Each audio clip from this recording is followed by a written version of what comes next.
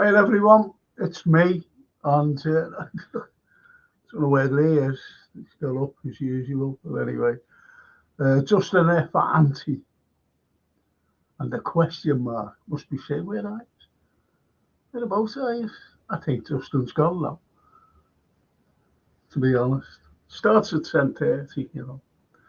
Some people are not a little patient, by the way. Daryl Merry, Frankie. I'm gonna bring in Lee, the man. Lee, the man. Here he is. All right, people. Hello. I like your fringe. Yeah, I'm having me fringe back now, and I'm parting it from the different side, from the other side. There's method in the fringe madness because I've got some wrinkles on that side of my head that are worse than this side, so my fringe will be that way instead from now on. I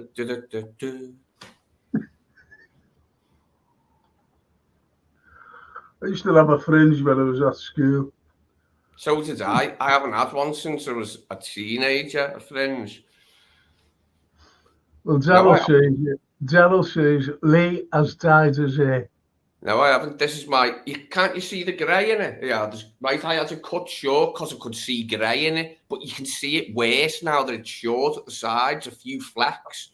But this might give you a laugh. Where is it? I've put it away, but it's a blonde dye. Because my name's Carlson and it's Swedish, I'm going blonde when I have more hair. I'm growing it in a fringe and I'm going to have blonde hair. I'm going to be a blonde Viking. Yeah, well, it blends in with your grey. Well, the thing is, no, that's just going to be the first step because I want it to be like chestnut brown, light brown, because my hair was like that when I was about 8. Because I've got pictures of myself and it was nice and like lightish brown when I was little. Now it's dark. This is dark brown. It's not black. So you wanted it like a brownish, did you? Well, you'd look like a squirrel. You'd look like a squirrel. That's what people do. Paul McCartney dyes his hair, and you think he has a squirrel on top of his head. One of them red squirrels that are becoming extinct. I thought, while I've still got a good head of hair, I might as well have a lot of hair and a different colour.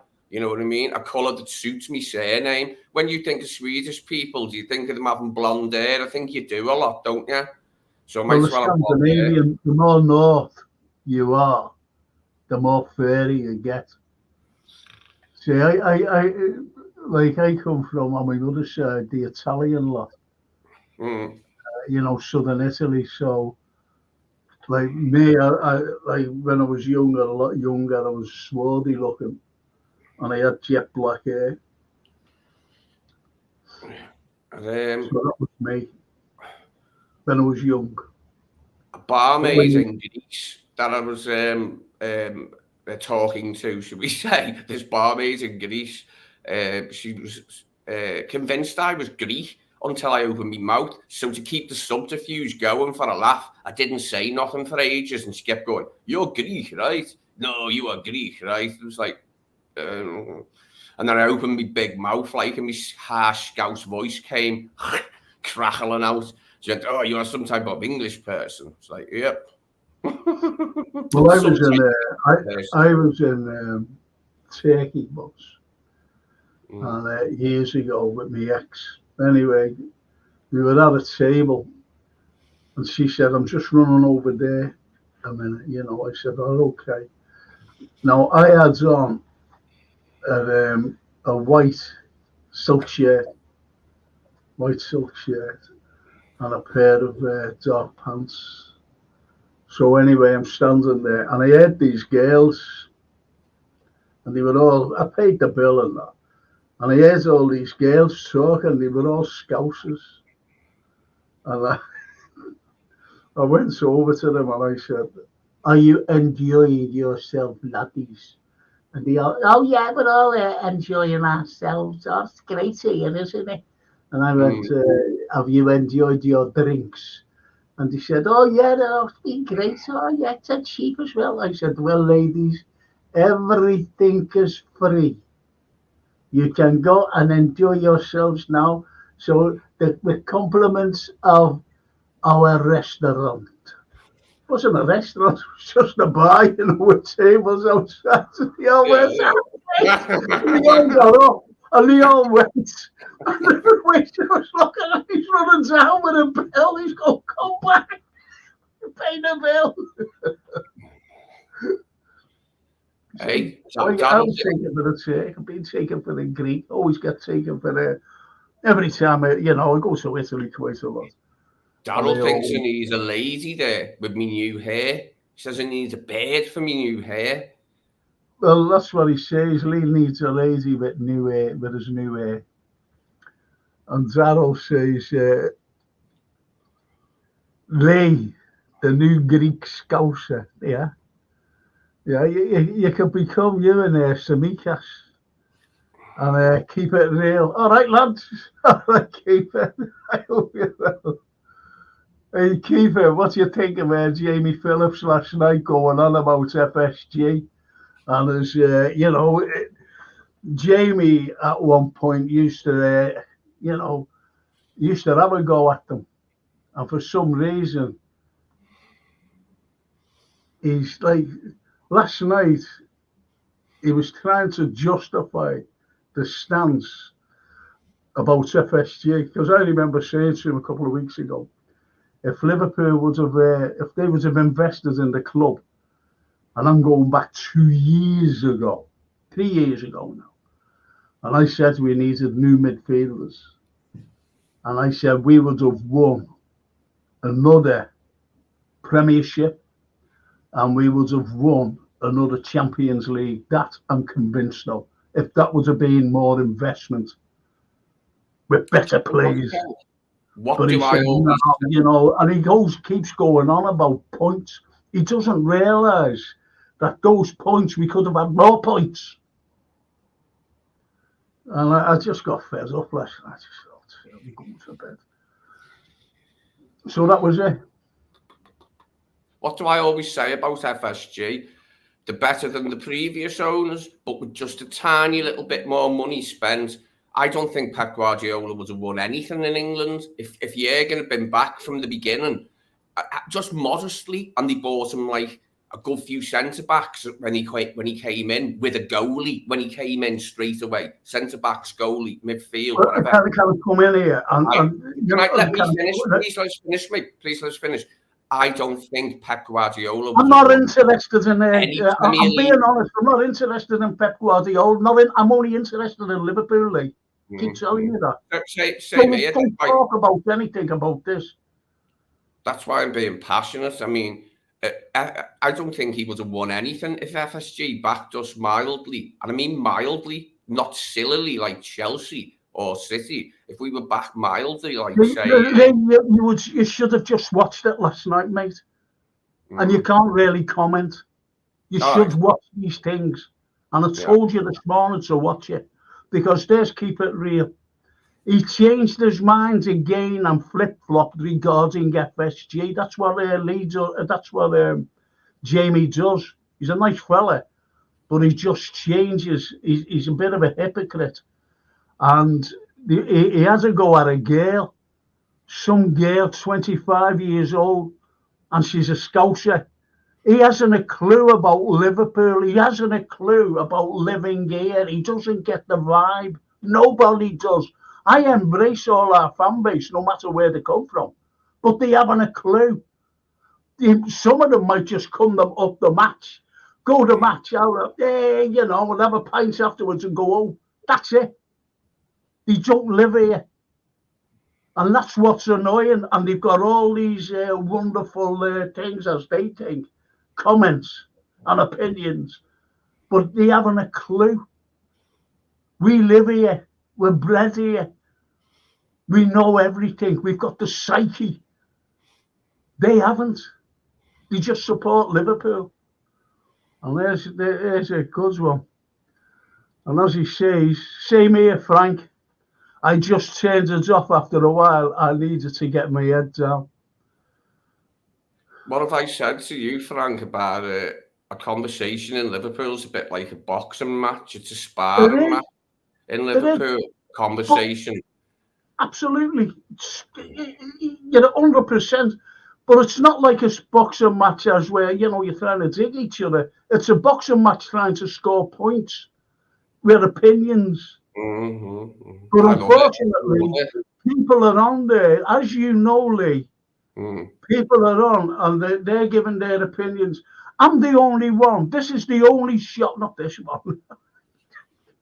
This is the film and TV review. But Lee, because you're on the podcast along with other fine contributors, and that's why I love you having you on. That's why I try to get lads to come on. They've got comments. I'm the only one who brings on comments and let you and everybody else discuss what they're saying. And it's so, honestly, it's so annoying. It really is annoying when you're getting people, he has to go at this girl, and I didn't have to feel sorry for the girl.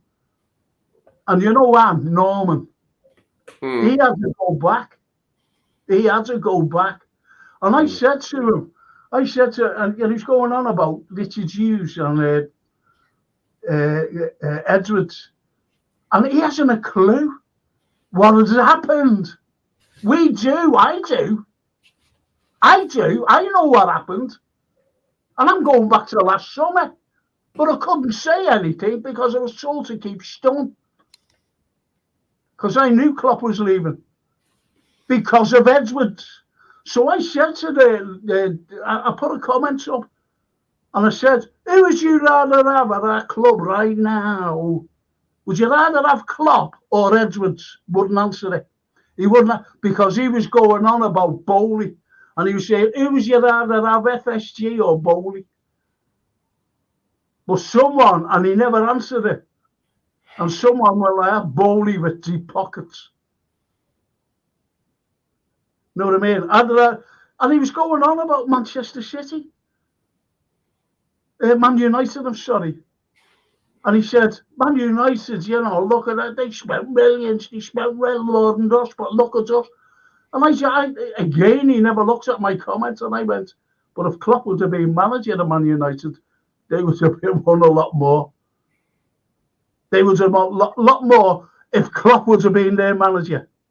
Do you remember what he said about the United job? He said when he went to have a look, he said it was like Disneyland or something, the way they went on about it. And he went, Disneyland, nah, mate. I'm going to Liverpool like in a couple of years. I'm not coming to this crap.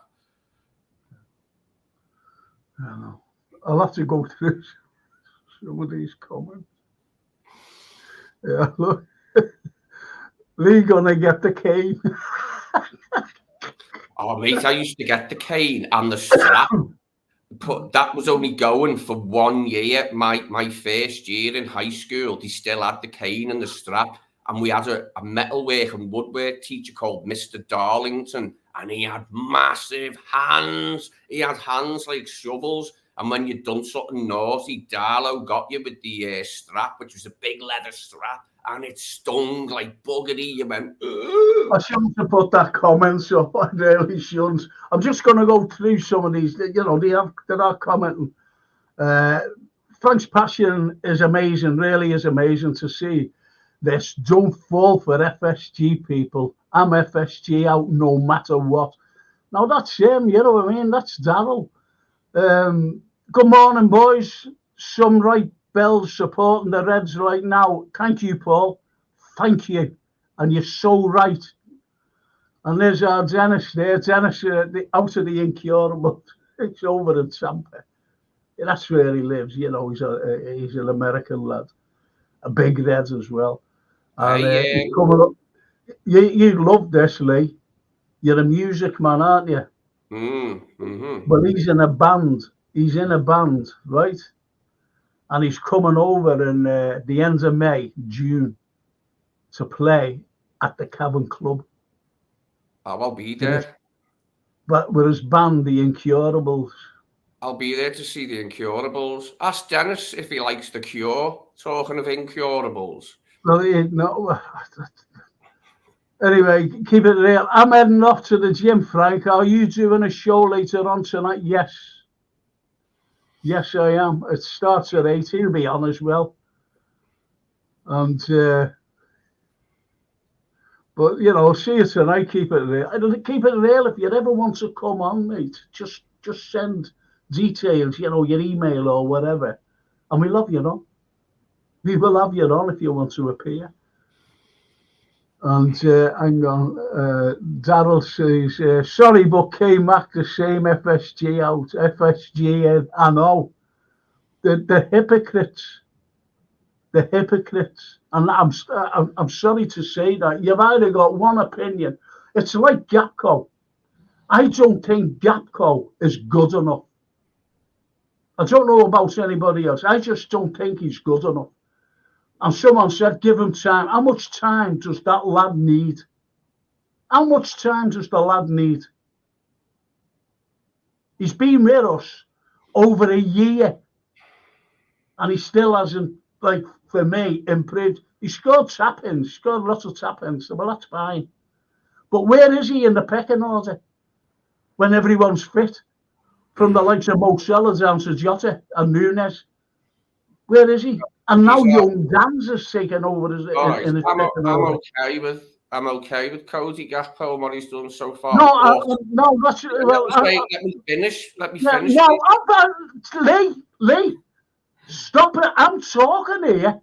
I'm trying to just explain something, and you're not there saying, "Let me explain."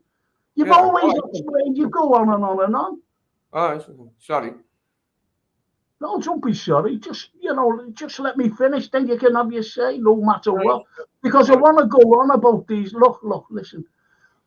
Comments. These people keep the show going.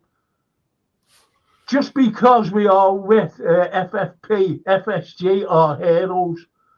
No, they are not. That's Daryl. And Neil says, love The Cure. Neil Broderick. Oh, Neil's a friend of mine. Steely Dan, also boss. Keep it real. Sound, Frank, I'll catch you later. Cheers, keep it real. Cheers, mate. Daryl says, one reason I'm FSG out, they took the piss out of Casino deal and he came over to Welling Chelsea. They had no intention of signing him. And this is what people can't get through their heads. Because they're coming on saying, we wanted to sign Casino for 100 million. They had no intention. Like they had no intention of signing Bellingham or Soumani. They had no intention. Neil Broderick and Pink Floyd, the greatest of them all. And Cody has done nothing. Goals against Sparta mean jack nothing. Dead rubber games. We need him in massive games and goals missing. And that's what he says. And I agree with him. Lads, lots of people calling Gakpo because Sunday after. No, they're not, Neil. No, they're not. No, forget Sunday, mate. Forget Sunday. No, they're not just here because of Sunday. Because you've got it wrong there. Anyway, I'm going to go on now. Look. Yeah, okay, Neil. See you, mate. Ta-ra. Anyway, what have you been watching? What TV, series, or and films? What's the main one you've watched and you enjoyed? Hey, listen, I asked you to watch The Breed, didn't I? Right. And I asked you to watch something else as well. But you've been watching a certain film, haven't you? What you want to talk about? Can you give the title and talk about it? The title. Anthony Hopkins, I believe. Just let me sort my volume out, so I'm not echoing. Right, yeah, it's The Father with Anthony Hopkins. He's got dementia and he's slipping further away into dementia, and he's getting narky because he's forgetting people who they are, and he's getting quite narky. And it's sad. My nan, it happened to my nan, and she had to go in a home because we didn't have a house big enough, you know, to have my nan in a room. So like she had to go in a home, and I went to live down south. And when I come back, she didn't really know who I was, but she knew it was me, and she was comfy, but it was horrible. Anyway, this film's on similar grounds. He's slipping away with dementia. It's funny watching him get narky because I've been wondering what'll I be like if I get to his age, like what Andy Hopkins is in that. What type of old man will I be? Because I reckon I was a young old man. I've always been like a grump, you know what I mean? And I can't suffer fools. Like I couldn't suffer fools when I was a child, whether they were adults or other children. I just couldn't be doing foolish people. It's like, get away from me. So I'm even worse now at the age I'm at now. I'm getting progressively older, and I'm laughing, imagining myself as Anthony Hopkins when I'm, say, 80, going off at people and knowing I can get away with it because I'm 80, because I'll go off at people when I'm old, knowing I can get away with it. Because I used to go off at people when I was a kid because I could get away with it. And it was funny when I was a kid. You know, if something done me head in, I could make other kids laugh very easily by picking on adults who got on me nerves. So what's the film about? Dementia. It's about one man slip into dementia, and that man is Anthony Hopkins. See, there was no one better. There was no one better than to pick Anthony Hopkins, because Anthony Hopkins was one of the finest actors in the world. Always has been, by the way. Always has been. Did you ever see? What's the bloody film? When 8 Bells Toll. Was it that? I always get mixed up with that. And he's an agent for the Navy. And Robert Morley's in it. It's a brilliant film. It's a brilliant film. When 8 Bells Toll. It really is. Now, Neil Broderick says, me and Ange started watching old 70s classic Rich Man, Poor Man. We were only talking about that. Was it last week, Lee? Rich Man, Poor Man. And it's absolutely stunning. And, you know, it stands the test of time. Rich Man, Poor Man. Peter Strauss and Nick Nolte. Excellent mini-series. And that was the very first time, to be honest, I started to watch a mini-series because it was class. It was class. And as I said, it still stands the test of time today. Excellent stuff. And Norman, morning, Frank, Lee, and chat. You missed it there before. Norman, you missed it. You just missed about FSG and Excuse me 1 second. I get a stomach capsule. I get a bilious stomach sometimes. And what it was we were chatting. Keep It Real was on before. He's just gone to the gym, and you know the hypocrisy last night coming out of Jamie, unfortunately. You know, because he was against them and he was for them. He was against them. He's for them. And I just don't understand. I just don't understand his understanding, put it that way. That's the only way I can describe about the owners. The owners, because the owners don't put money on the pitch. We have to sell to buy. But anyone can say, and what he said last night was pathetic, because I answered the question. You know, I said, someone said about Virgil. He said, we signed Virgil in the December. We didn't sign him. You cannot sign before the window. You cannot do it, or you'll be in trouble. And I questioned that. I said, that's ridiculous. You know, no one can sign a player before the January window. You can't sign players in the January. Because what he was saying, that FSG, you know, had the money there ready to buy Virgil and Alisson without the Coutinho money. And I said, Coutinho was a done deal to go in January. It was a done deal in the September. you know, and I thought, this fella's a bit of What word did you think? oh, I Out can't, of I can't, interest. Can you share I that with us? can't say that again. Can you share that with us? What word you thought this fella was? I can't. It's an it's it's an expletive, you know. But honestly, Lee, Lee, you're a Liverpool supporter, right? You're a good lad. Now, does FSG? This is what Jamie said last night. Does FSG buy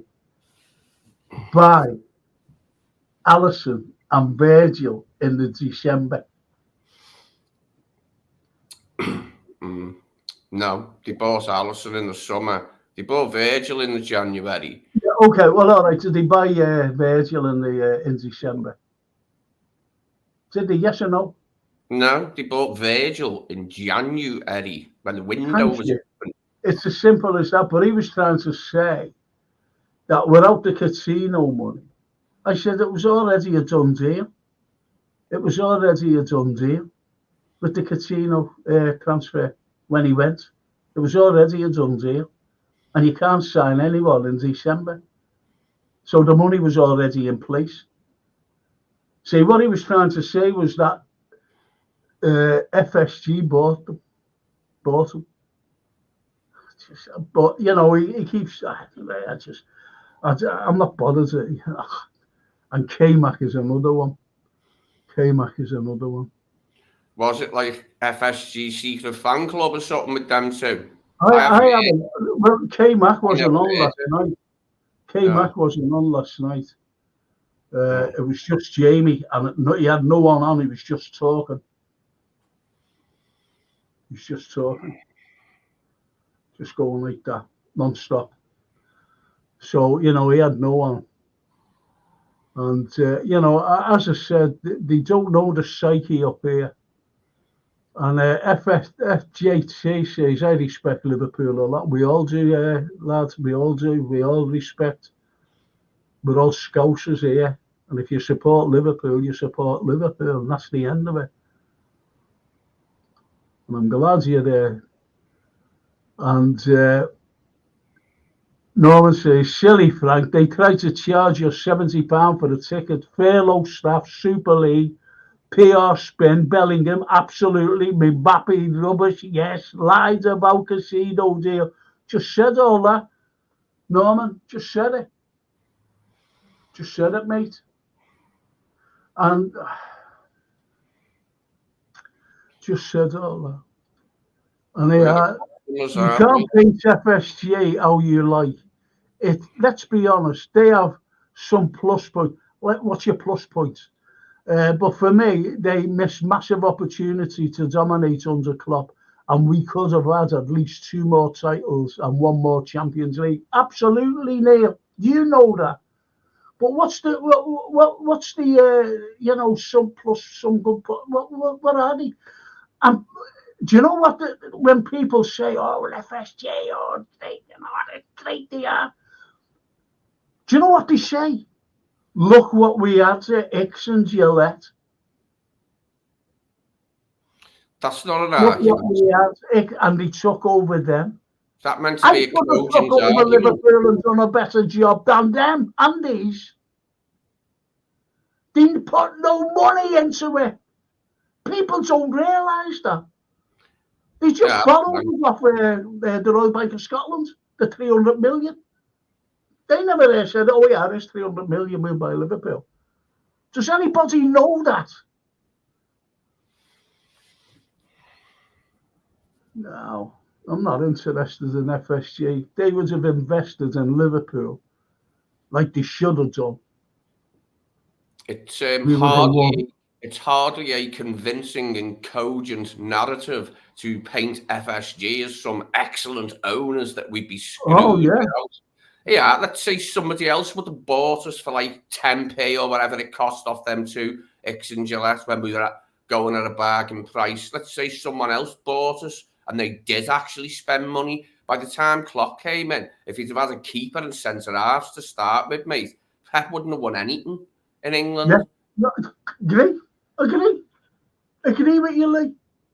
I entirely agree with you. Because Klopp wasn't, he wasn't given the money. He wasn't. It's no use trying to say he was. And you know, someone went on about they signed Suarez, didn't they? You know, they signed, FS. No, he didn't. He didn't. No. And it was Kamoli who signed him, and it wasn't Edwards. And this Richard Hughes fella, I do not trust this fella, you know. He signed. Do you ever remember Solanke? You know, people saying that he's all right now, but he's a bit old now, if you know what I mean. Too old for us. And he was saying he signed it. We were laughing that they gave 20 million quid for him, Bournemouth. We were laughing at that. Because Solanke, just an ordinary fella, player. He wasn't at the Liverpool level that we needed. That's when he got shot. Can I just Jordan Ibe he bought. Jordan Ibe. I'll just forget how much he paid. Get millions for him as well. And this is Richard Hughes. He's coming here. Frank. What? Have you ever seen the film? Let's get back onto films. The Big Lebowski. Brilliant. Yeah, Bridges.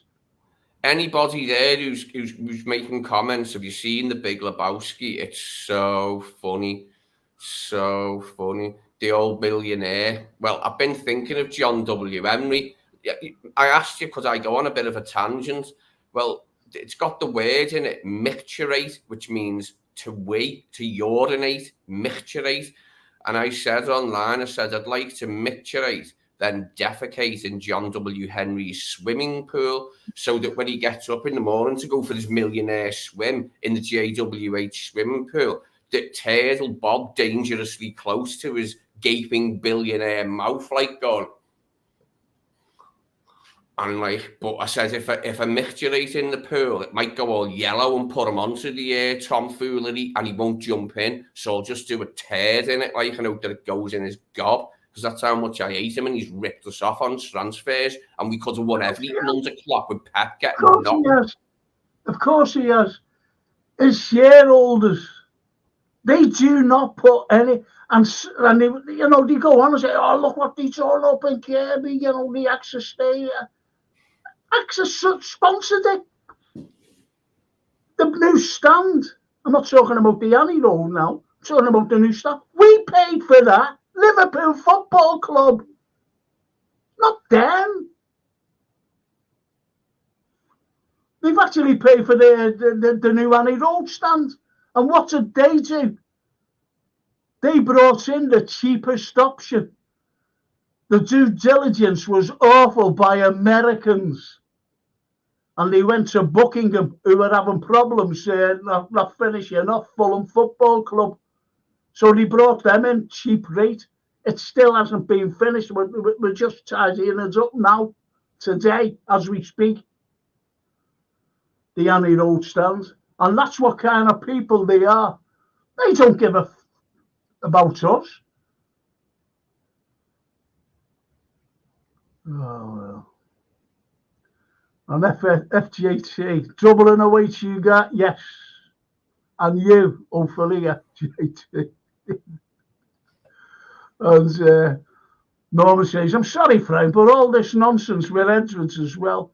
It's only since Crocker. I said that last night on the Jamie show. I commented on that. Only for Klopp. And I said to him, who would you rather have, Edwards or Klopp? He never mentioned it, because he was going on, who would you rather have, Bowley or the FSG? This is how he was trying to get out of it. And you don't do things like that. You don't ask questions of your like the audience. You do not. You respect them. And he was disrespecting a lot of people last night. And I'm really not interested anymore. with our Jamie.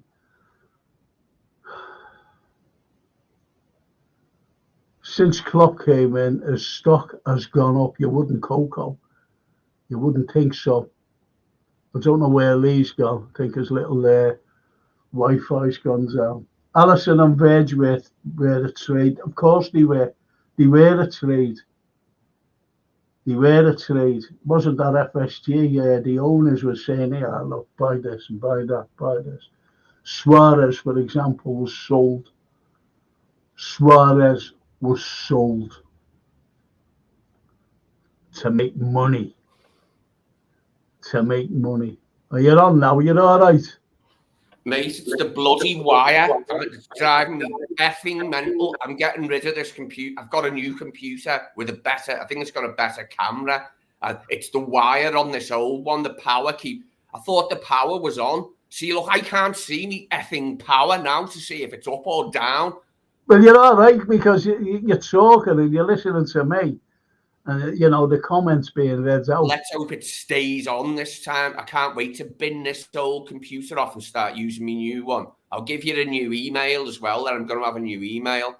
Okay. I've had enough of this computer going off on me when I don't need. You can't look at the power when you're doing a live stream to see how much power there is. And if it goes off, you're unaware until it goes bloody off. It doesn't even say, we will go off in a minute. It just goes off when you're talking.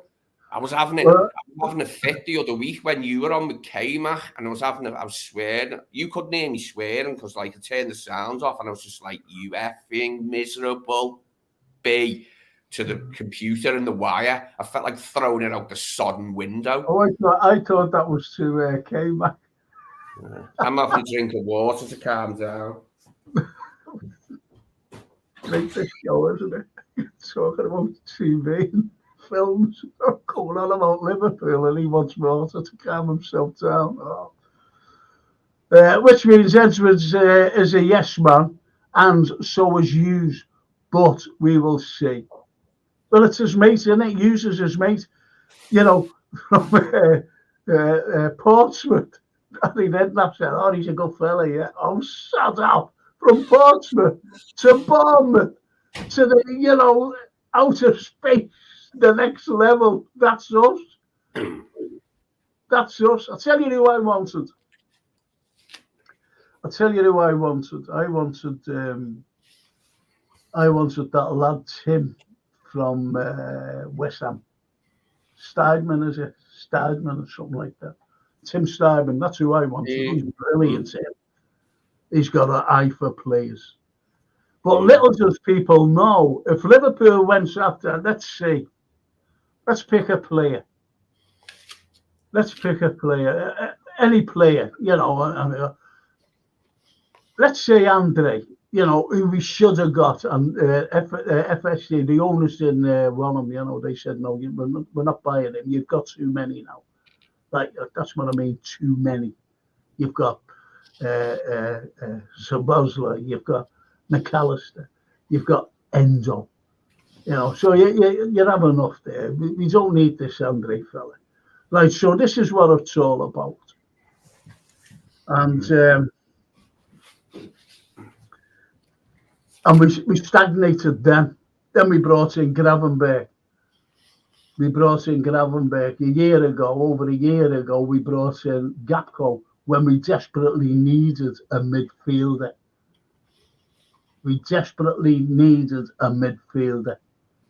When we were trying to get up to the Champions League. And now we brought in Gapco.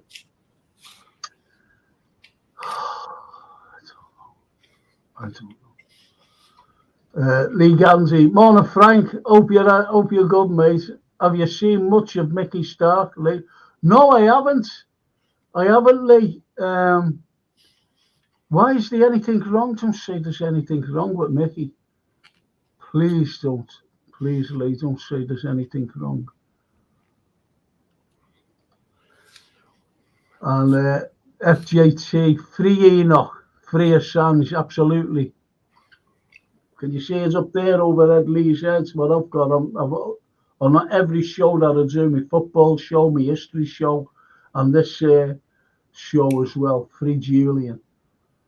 But I think they're going to. I think they're coming to a compromise. By the way, if he pleads guilty, listen to this, Lee. Fucking hell, Lee.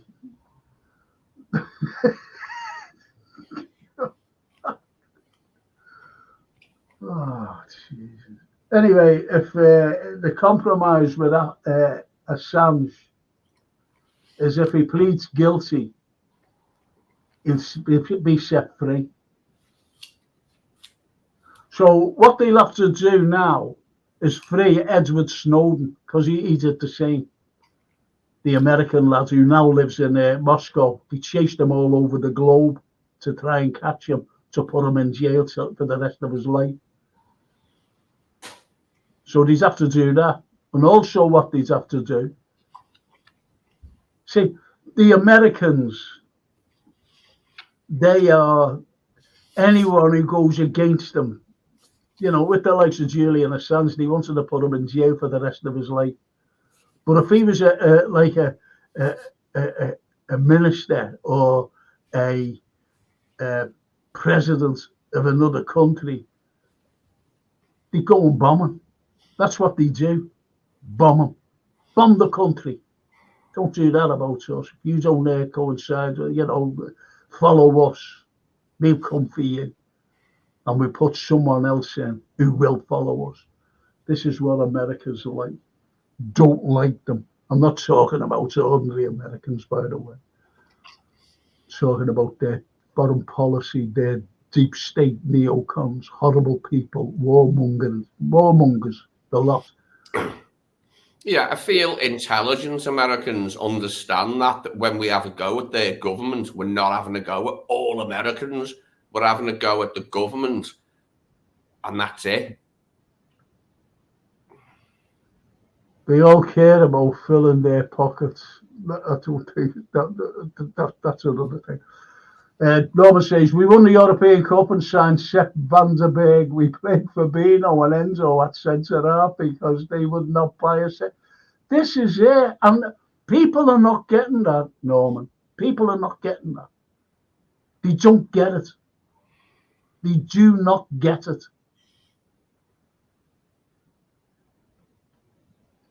You're spot on with that. Boycott UEFA next year and make a new UEFA, says FJT. Another thing, FJ, and everybody else on here, Norman, and even you, Lee, is that FSG, do you remember when they went into there for the Super League? Right, the Super League. What was your take on that about the owners when they wanted the Super League? What was your first thoughts? That the money grabbers. Thank you. It's as simple as that. That's the first thing that went racing through the Carlson brain. Money grabbing. My brain as well, and a lot of other stewards. What I thought. Money grabbing bar stewards, carpet bagging, lollygagging, and all them Americanisms for like shady people, shysters, a bunch of shysters with their Super League shenanigans and that, like surreptitiously, so no one will know. But we all found out and went, nah, we don't want that. We want to stay in the Premier League, batter our opponents, and then come into Europe and batter yous as well, like while we're on tour. We don't want to be in Europe every week. That's a rubbish idea. The beauty of Europe is it's only now and then during the season. It's not every bloody week, because if it was every bloody week, nobody would be asked, mate. Do you get me? Yeah. No, absolutely. It was great. Simple as that. And they stayed till the last minute. They stayed till the last. Oh, you know, they might, you know, they don't know us. This book's hilarious. The Rotters Club. The Rotters Club. It's got some really funny stuff in it. Jonathan Cow.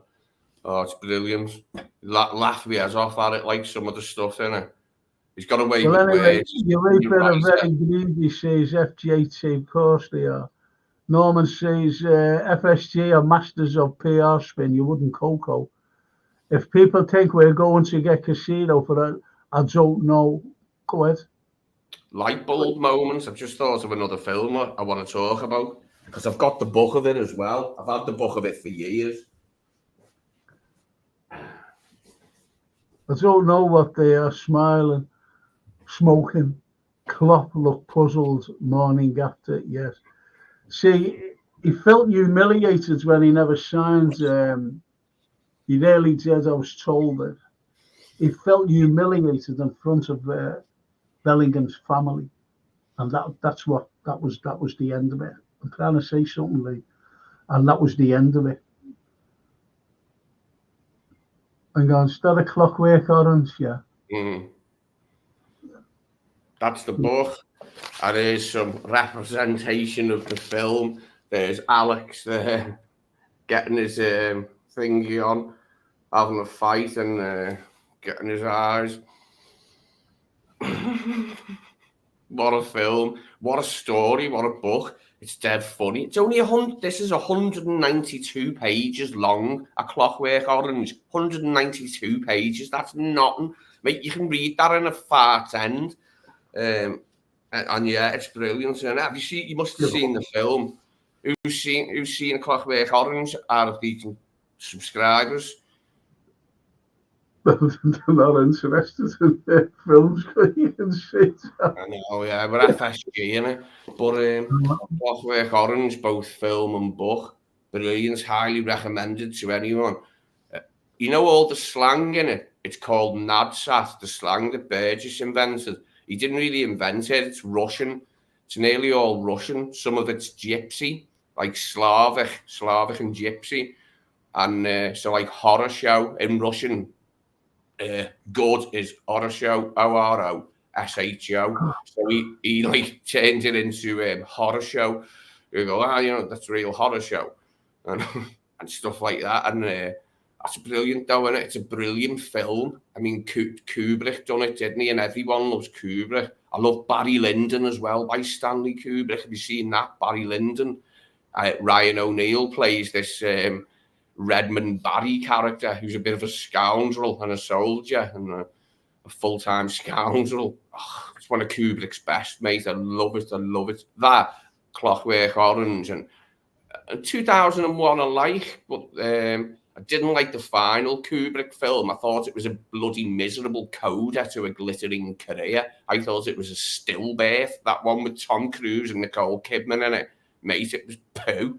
Eyes wide shit, mate. I weren't having it. A miserable coda, which just means final act, to a glittering career. You know what I mean, mate? Come on now, come on. Anyway, that's me done. Go ahead, Frank. Sorry for hijacking. Sorry.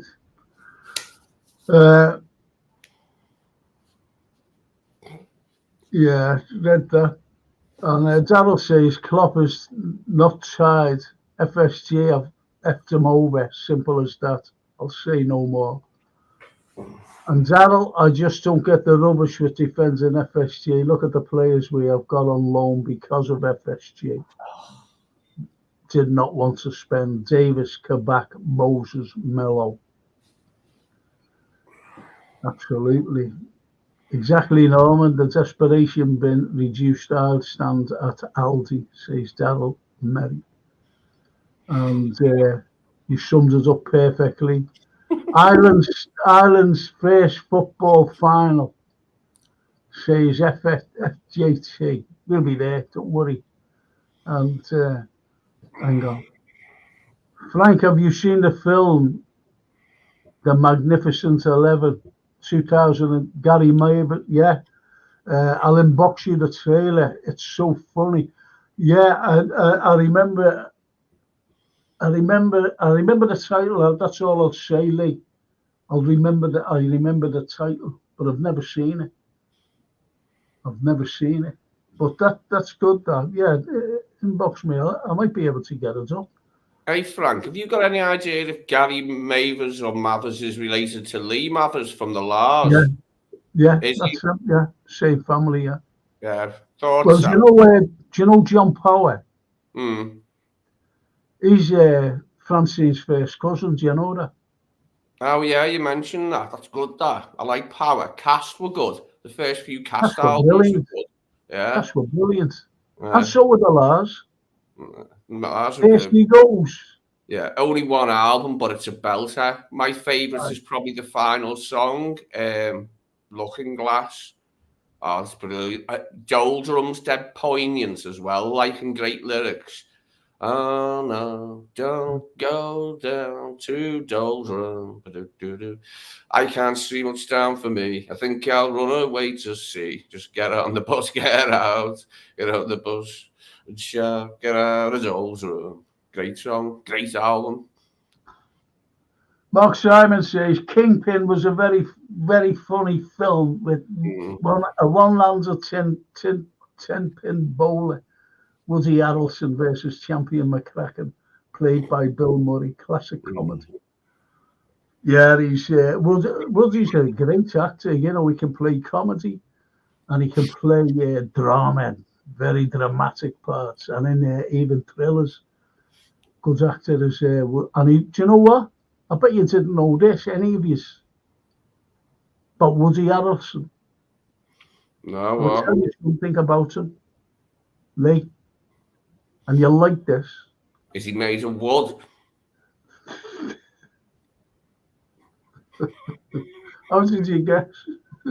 No, Woody, believe it or not, is I'm going to make myself a cup of tea, Lee, if you don't mind. So I want you to carry on talking, see those comments there. Anyway, Woody Harrelson loves Liverpool, not LFC. He loves the city. And do you know that he makes appearances here? He comes over just to have a walk around. No, didn't know that. I'm buzzing with that. I like him. I liked him in Cheers. Well, he loves coming over here. Yeah. And he loves just mingling with people, even going into bars and listening to them talking. Yeah. You see what I mean? So this is what kind of a fella. He just loves Liverpool. And he likes going to Liverpool as well. To see how the performing arts are going. Bump into him because he looks a laugh. I reckon I could make him laugh just by saying something daft like about Hollywood or that. I reckon I could make him laugh if I met him. Bet you I could make him laugh if I met him. That was the Harrelson. Yeah, sweet. And Neil Broderick says Suarez himself was a trade from the Torres thing. Absolutely. And I've got to go through these, Liam. Sorry. Norman, they claim to save us. FSG. Do people really think LFC we're going to go under?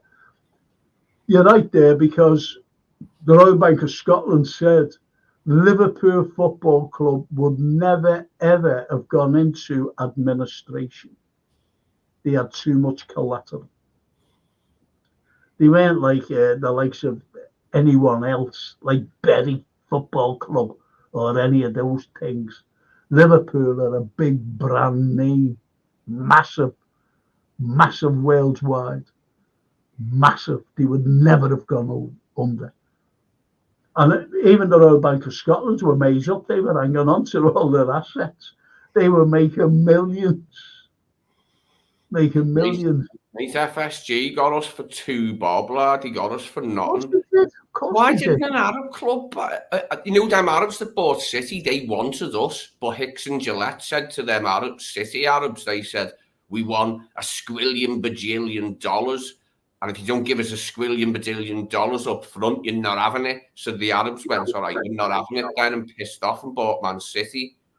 Liverpool, Sheikh Maktoum in 2008 was buying Liverpool. And I know the full story. I was on LFC TV. You know John Keith, the journalist. Yeah. You know him? I like Keith. I like him. Well, can I finish? Well, I was on with him. He was the front man on this documentary. It was about Inter Milan when we were cheated. Over there, 3-0 in the San Siro. And there was me. There was this journalist from the Daily Express. And he's much older now, And he was a young man. And he was doing the thing for the Daily Express on the game in the San Siro. And me and Tommy Smith. So we were all sitting down. we were all sitting down, having a cup of tea before they started to record it. And I said, what happened with Rick Parry and the other fella, David Moores? Because we were selling to this fella, Sheikh Maktoum. What happened there? He told me the full story, Tommy Smith.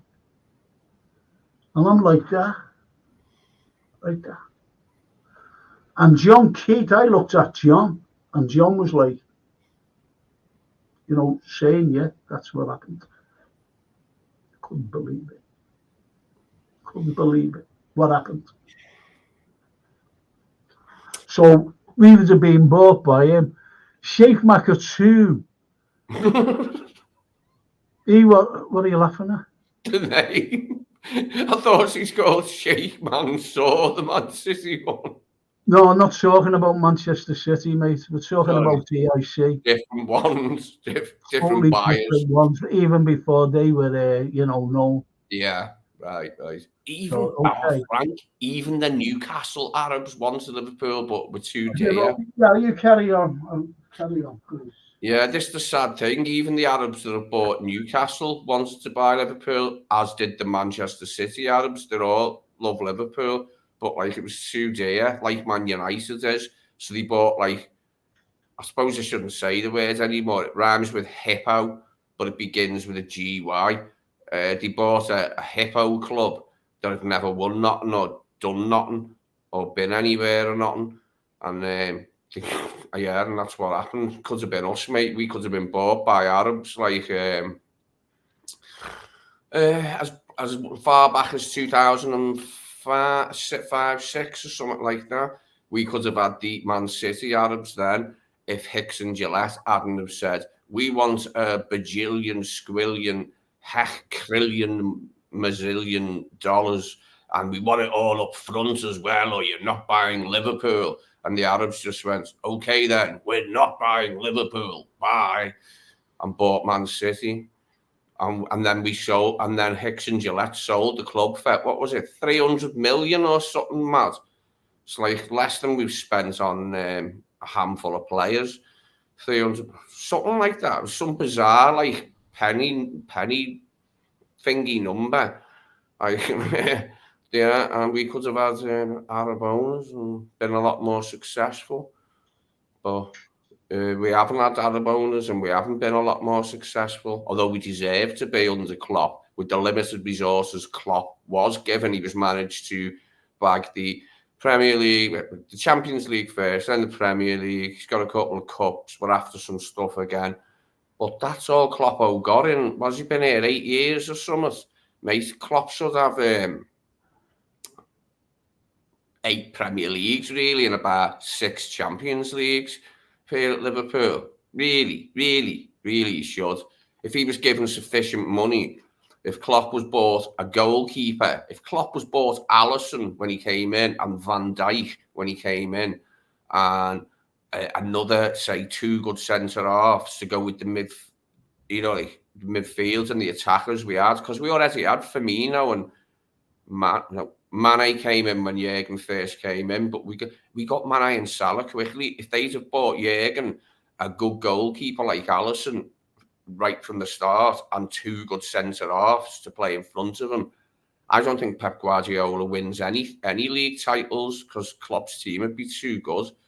If Klopp was allowed to pick a few, not necessarily the world's greatest players, because they don't have to be. Alisson happens to be but I mean, Chelsea spent more on Kepa than we spent on Alisson. Kepa, I mean, mate, come on now, and then and Harry Maguire cost what Van Dijk cost, but we only got them because we sold Coutinho. That's because our owners are rubbish.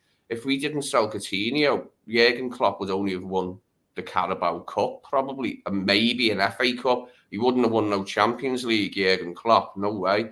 And he wouldn't have won no Premier League, Jurgen Klopp, no way. Not against Pep without the Coutinho money.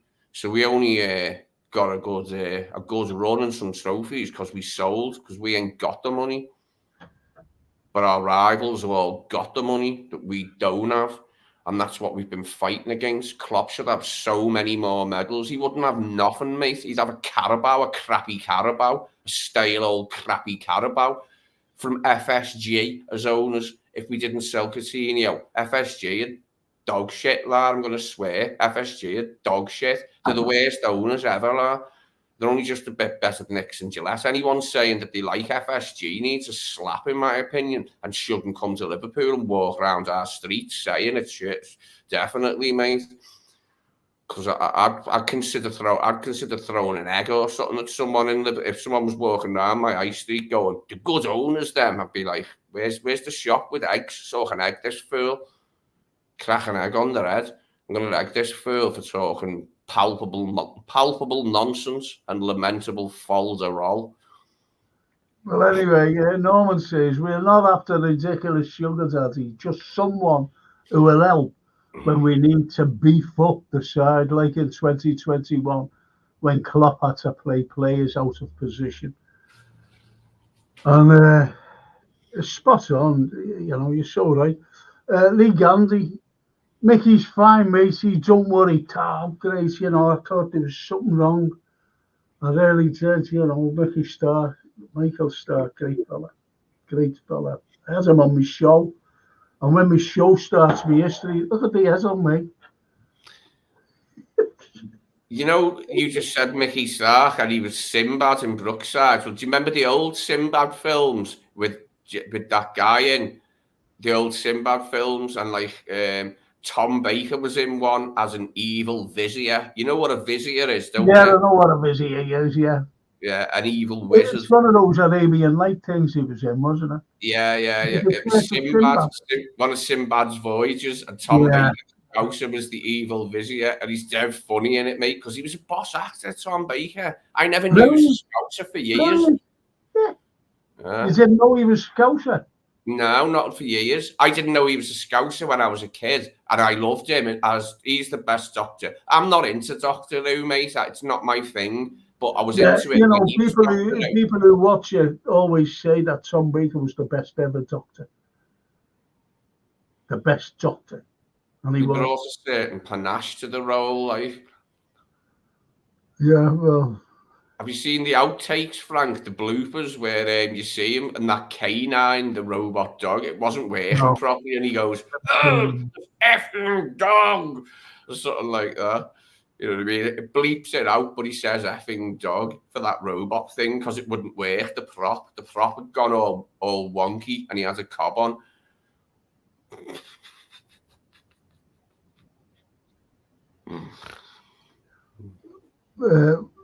Woody Harrelson's father claims he shot JFK. John Conway. Good morning, Frank and Lee. Morning, John. Morning, John. Morning. And, somebody else claiming to have shot Lee Harvey Oswald's defence lawyer, but I said to them he didn't have a defence lawyer. It never got to trial. Jack Ruby shot him first. He didn't, did he? He didn't have a defence lawyer. Lee Harvey Oswald, he didn't get to trial. He got shot. Some mad people out there saying mad things. Oswald's defence lawyer, he didn't get to trial. No.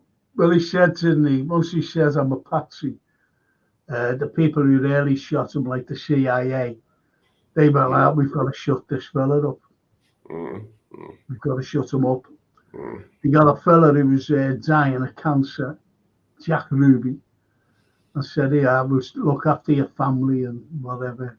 There'd be no, because he was in the underworld, Jack. And he said, no one will be, they'll be immune to prosecution, your family,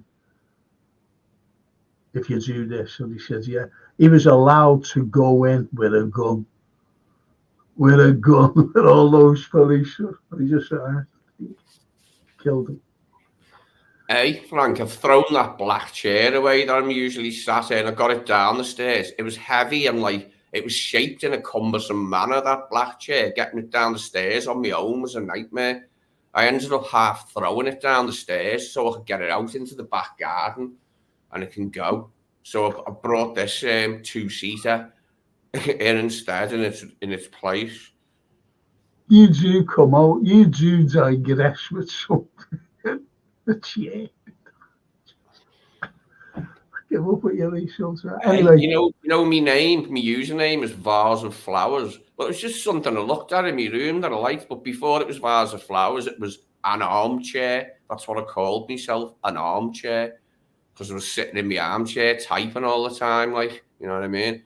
I And was going people, to call myself George Clooney, but I people remember, wouldn't get cottons onto yeah, me. I was having a laugh with someone on the comment section, and they went, "You're a very wise piece of furniture." I was like, "Thank you very much." What the hell is going on with YouTube? It keeps unsubbing from you, Frank, I know, and from my daughter's music channel. Do you know what, Norman? And that's true. And I keep telling people I should have well over 1,000 people, and I've only got like 510 or something like that. And what it is, I go on. I don't not podcast of football. I only go on a couple. But other channels, especially political channels, I go on rather Yeah, than the Western narrative ones. yeah, Anyway, they said YouTube keep unsubbing people that have subbed to your channel. Channels up and down, whatever you're talking about or whatever. It doesn't have to be political. It just like other. Anyway, this is what he was saying. This fella. And he was right because other people were coming onto his comments and saying that's right. I've been unsubbed as well by lots of people. same That's here, mate. why. I was unsubbed to your channel. I come on to look for your video because I was bloody on it, and I went Frank Carlyle, and I wasn't subscribed, and that was for Vase of Flowers. Now I've got like 4 accounts. I've got 4 different accounts, and I come on and do a like with all 4 of my accounts. By the way, all the different accounts come on and do a like for you. But like I looked on my phone, I'm just getting used to doing a phone. It said 501 watches or 505 watched. 49 likes, and I was like, who doesn't press the like when you take part in the stream? If you're making comments, you should press the like. Absolutely, and you're so right. Anyway, that's why I keep saying, subscribe, press the like. I had 500 and nearly 550 views last night, and there was only like 8 likes, whatever it was. It's not that they don't like the content because they were on and they were putting their comments. It was last night. No, the night before. I couldn't believe it. But anyway, that's it. And what this fella said, this other comment, he said, YouTube are doing it deliberately because anyone can subscribe to a channel and then never look at it again. And even leave YouTube, forever, so they don't know. They still want to see who's looking in on YouTube. So they have to have their algorithm up there. And that's why they unsubscribe. Say like me, I've subscribed to some channels. And if I go on to my subscriptions, they're not there. Yeah. It's like before I came on your channel, I used to bump into you on political ones as well, didn't I? Yeah, you did. Yeah. Well, that's me, you see. I'm more political than, say, like film and TV. You got to take an interest in politics, even if it's only to sneer at it, how crap it is, like, and how much of a waste of time the idea of going out and voting actually is. I mean, has anyone got time to do that nonsense, really? I'll go out and vote. It'll make a big difference. To what, like? What's it going to make a difference to, mate? You're an idiot. Well, Mark Simon says, has anyone watched a film based on a true story, Sounds of Freedom, with Jim Caviezel? I used to always say Caviezel, Caviezel anyway. About the buying and selling of children, an ex-army guy who set up a team to infiltrate it. That was Mel Gibson as well. I think Mel was it? Did he directed or produced it or something like that? Mel Gibson. Yeah, it's no, I haven't seen it because those type of films upset me a great And deal. they upset me. That'd do my head in and it'd be stuck in my head. Because it's very common, that stuff. Children being sold for a price Do per you week. know that? Do you know that 60,000 kids, get onto this, have gone missing, not dead, in Ukraine? Did you know that? Think about it. Ukraine is the most corrupt country on the planet. Corrupt on the planet, the most. And that they do everything there, you know. This is why the SMO are trying to denazify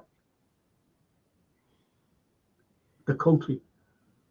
They're trying to denazify the country, the Russians, the Azovs. Google the Azovs. You've got to kill this. Roger Waters is on it.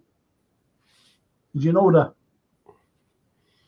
These Ukrainians, they kill this. A 14-year-old girl's on it. A little girl from the Donbass. Saying how shocking they were, you know, the Azovs killing people indiscriminately, executing them. Have you ever watched films or TV dramas from Croatia, Serbia? No. So anyway, that's I wouldn't watch anything like that. Daryl Merry, Ixengele ain't no Saint and Greasy. Anyway, Herbert Lom's brother, where have you been? Everyone's been asking about you, mate. Really have, haven't they? Haven't they, Lee? Yeah, we miss Herb's brother, Herbie's brother. And he says, seen a good movie yesterday, Man on the Run, with Derek Farr and Edward Chapman, the actor who played Mr. Grimsdale. Oh, he's off. He's going to go off on a Grimsdale tangent, isn't he now, the Carlyle fella? Brilliant. Mr. Grimsdale. Oh, Mr. Grimsdale. Edward Chapman, fantastic actor. Great comedy actor, but a great drama actor as well. There's nothing like watching a few old ones, is there? I love the spirit of I love the look, just the film, the actual film that they used. Are you interested in that? The types of film they used to use to do films. Now, I'm a weird person because I don't really care about HD or nothing like that with tellies. You know, there's a new thing, Ultra HD. I'm ultra unarsed, but I am asked in what type of celluloid they used to use to film films. Do you know what I mean? Yeah. I'm stressed out, you know. And this is why I've got this thing below the skin. Everybody's got it, but unfortunately, I'm one of the few that it comes out on. And I'm always scratching me. Shocking, mate, shocking. All right, but lads, says Norman. And FJT, best of luck from Manchester United. He's a Man U fan. And Norman, Walk Away by Cast was a great see how much we've gone. Kubrick was an outsider which reflects in most of the male protagonists in his films, yes. And FSG also treated Kenny like, yes. Yeah. Well, that Pratt, I wonder what Jamie would think about that, you know, when John Henry wouldn't shake hands with him at Wembley. Kenny, Kenny walked out, you know, he was shaking hands, they were all shaking hands, you know, with the players and manager, whatever, and he walked past them and John Henry refused to shake his hand. But Kenny, I lost respect for Kenny when he went back there, when he went back to Liverpool. You know, he wouldn't swallow his pride through that John Henry. treated him terribly, John Henry. Anyway, you know, that's that. That's another story. And I also lost respect for him when he took the gong, the knighthood of the people we've been fighting for years, the establishment. So if I'm honest, the only time I've ever had respect for John W. Henry is when he caught me doing a dump in his swimming pool and he let me off. He said, Lee, I know you've come all the way from bloody Seaforth to have a crap in my swimming pool. He said, but I'll let you off because I know you go to match a lot when you were younger and could put a lot of money into the club I own. So I'll let you off for doing a dump in my pool. Oh, don't talk like that, Lee. Sorry. No, I don't, honestly. I don't even like toilet jokes.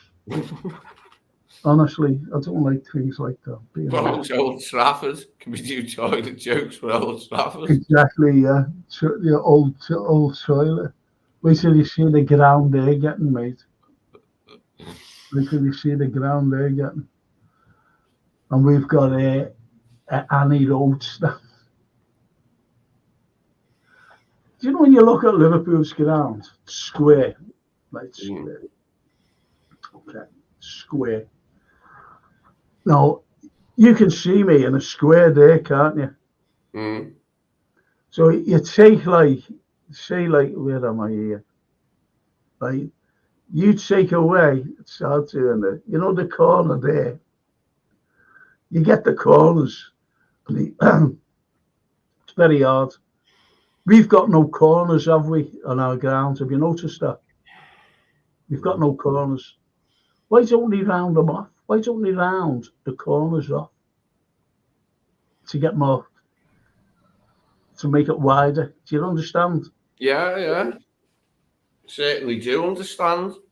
Because you look at the ground, it's like that. You've got one set of fans on this side and another set of fans on that side.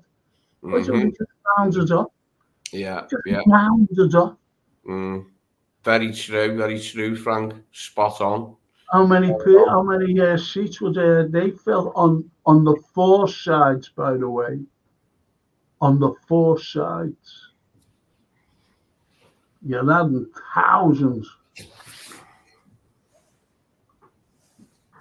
I think we deserve it. We deserve the new. I reckon we build the one from the early 90s. I reckon we do that. What do you reckon, Frank? Build more on the Kop and rebuild the centenary or whatever the centenary stands, from 92. Yeah, well, that's what they'll have to do.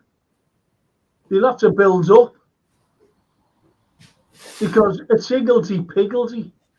You look at it, Anfield, it's higgledy-piggledy. You've got one roof higher than another roof. And it's like steps. If you stand on the Kop, go right and walk up, step up to.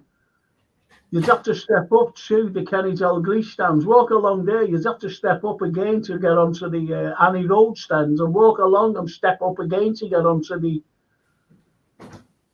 main stand.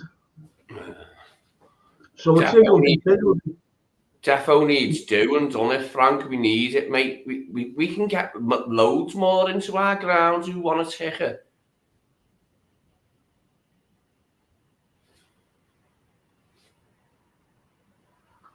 Well, look at this. Morning, Frank. Morning, Lee. Sorry I've not been on lately. My wife has been away for 2 weeks and I'm just spending quality time before she gets back. I've watched the video. Speak to you soon, Frank. Cheers, Paul. Thank you. She's spending before she gets back. I wonder what quality time he's spending. That's the best comment of them all, that today. New series out now, Frank, called Manhunt about John Wilkes-Booth that's on Apple TV. Doll looks well made. John Wilkes Booth.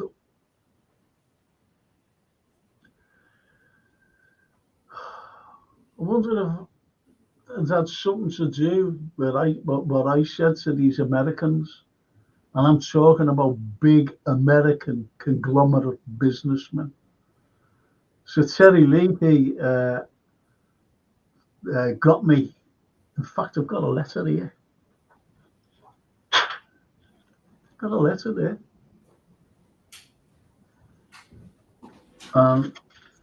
So Terry Leahy, he was the boss of all bosses. He was the capo di tutti capi of Tesco.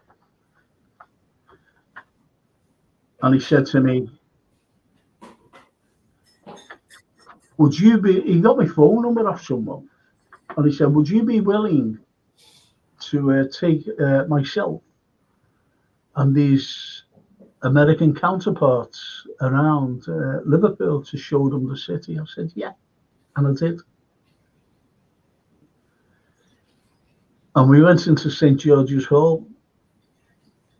And I was showing them a statue, a certain statue. And when I was talking about this particular statue, I mentioned about an actor,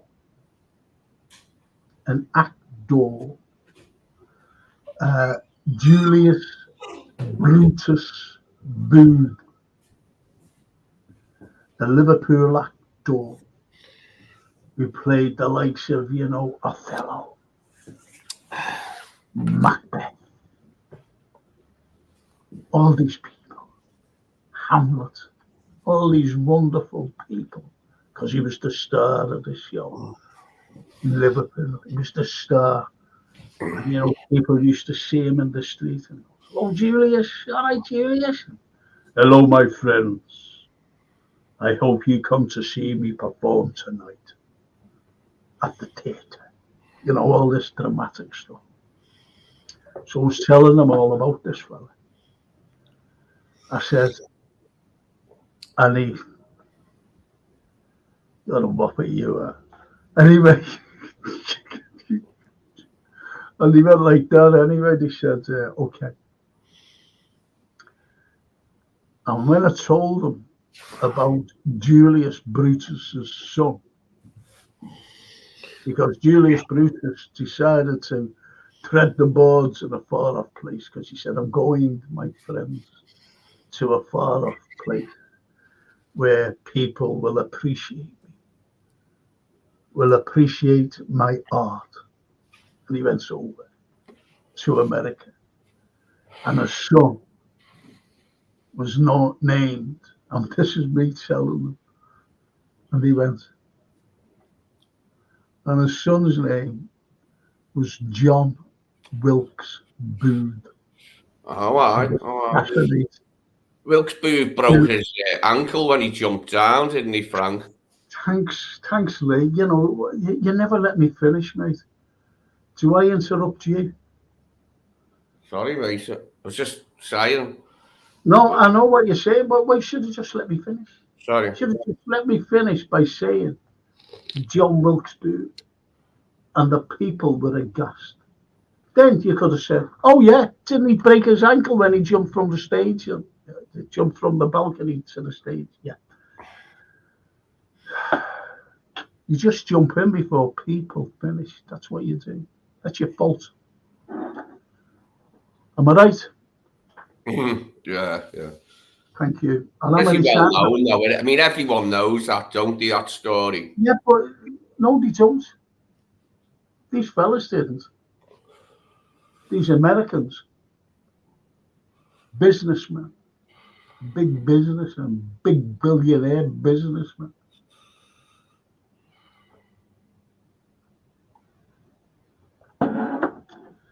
And there's the letter I got off them. What I have kept it is the paper is such quality. The paper is such quality.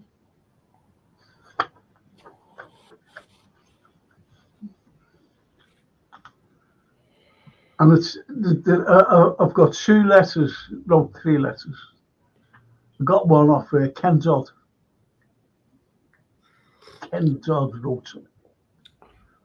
I got one off Sir Terry Leahy. And also, I'll give you a funny story about Sir Terry and how he got to know me. Right, it's true this. Right, but and the other letter was off HRH, Prince Charles. The only one I've got left. I would have loved to have kept Ken Dodd stuff. I would have loved to have kept that. That was more important to me than any other letter. But anyway, Sir Terry knew about me because he lived down south. He brought Christmas presents up for his mother, who lives. I don't know if she's still alive now, but lives in Highton. And he came up and drove up on the Christmas morning with a present.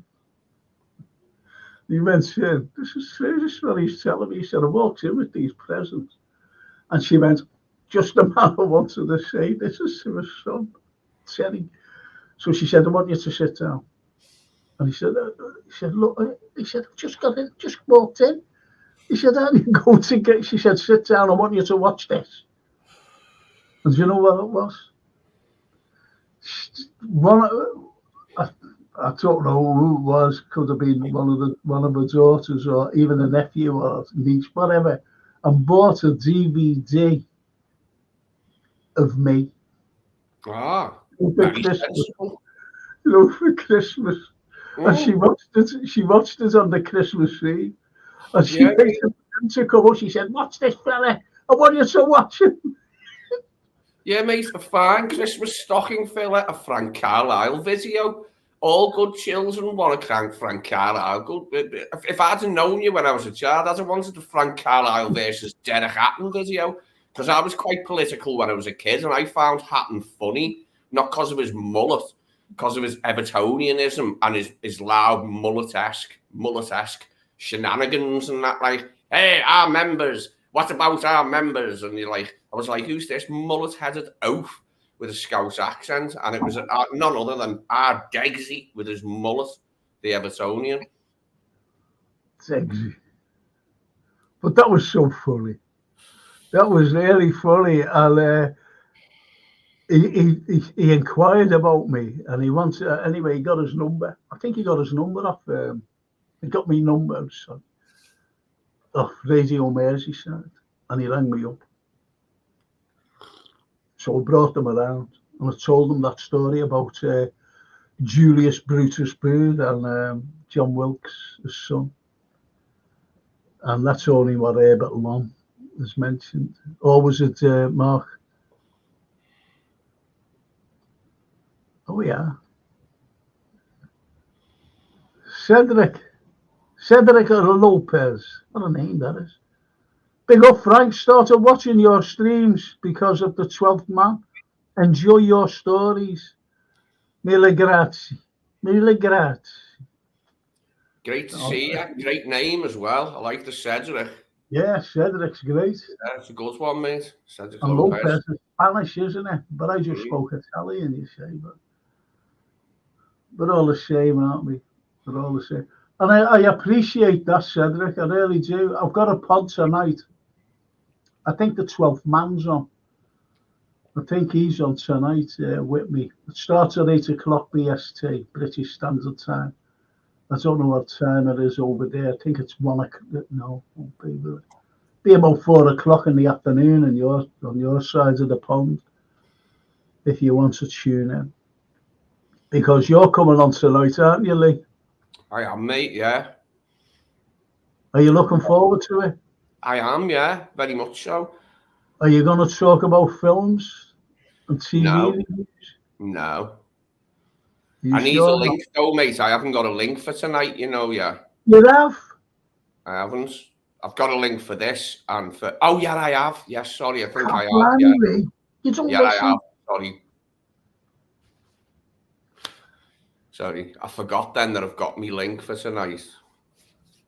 Me mind's playing tricks on me. Me middle-aged mind, a mental malady, a bizarre mental malady has gripped me that I thought I didn't have me link for tonight, but I am. I'm equipped. I'm aligned. Testimony. Aligned. Testimony. I've got a headache. Testimony. Yeah, testimony. Anyway, I had a film. Watched the film, and I forgot the bloody title. I forgot the title. Would you believe it? And it was good. It was good. And I got it on my Fire Stick. Forget it. And it's about a physicist, young physicist. And I'll say the title tonight. It's good, you know, Lee. About a young physicist, and you know, he's a teacher. Mm-hmm. And he's saying, you know, he said, you know, there's billions upon billions of stars out there. You know that I'm a stargazer, don't you? You know, look out to the stars and things. And he said, there's billions and billions of stars out there. And we're here with a little grain of sand, he said. A little grain. No, he said, we're more minute than a grain of sand, you know, where this vastness is. Mm. He said, so is there anyone there? Is there anyone? There hasn't no proof yet, you know, that, you know, we're not the only ones in the universe. He said, there's nothing like that. So he starts like going into things, and a new telescope was put up at the university he works at. Okay.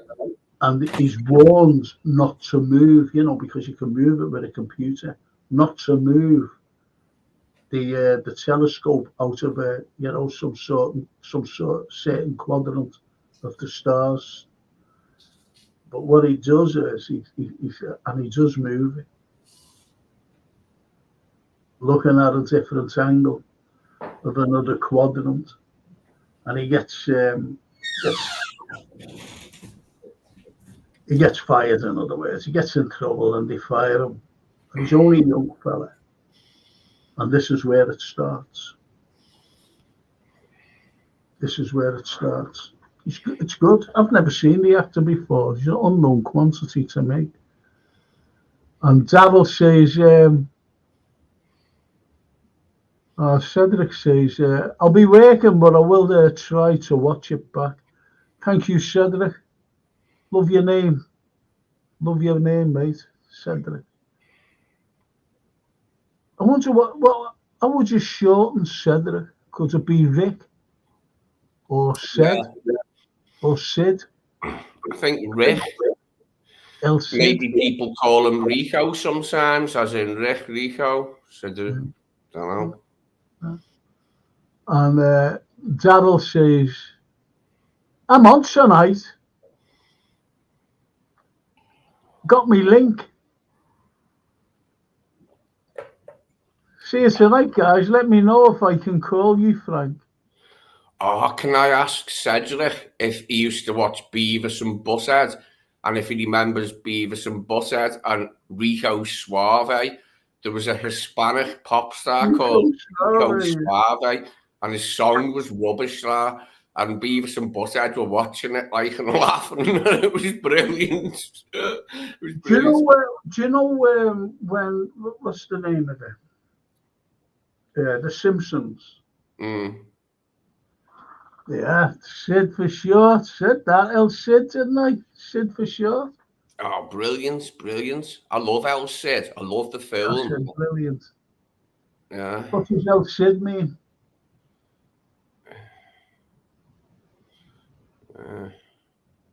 It means get out of my country. That's it. Yeah. Or I'll do you in. Yeah. He was a renegade, wasn't he? Yeah. Or a hero? Was he a hero? I'd say so. I think his name was Rodrigo de Bolivar. He certainly did noble work, Of course in he my did. opinion. Of course he did. El Cid. If somebody But invades you know, you and enslaves you, you're going to go, yeah, go away, or we'll batter you. And that's what they did in the end. They done them in and got rid of them. he made a film, didn't he, El Cid? But I've never liked this actor. He played Moses, he played everybody, Ben Eyre, and was Charlton Heston. I thought he was a wooden actor. What about the Omega Man? Do you like the Omega Man? Yeah, I think that was the only film that he was good in, and Battle of the Planet of the Apes. Planet of the Apes, yeah. And he goes, mate, that scene where the scene at the end of the Planet of the Apes. Imagine being in. Went on it, and it's like what's happening today, right now, as we speak. It's happening. Imagine being that guy on the back of a horse with our American friends. Oh, that bird that he got. The cave woman bird Nova, who couldn't speak. I mean, you wouldn't have to speak, would you? You wouldn't be doing a lot of talking to Nova, to be honest. Like, you would be making noises, and hopefully she would too, like rude noises and that. Like, that's what the only.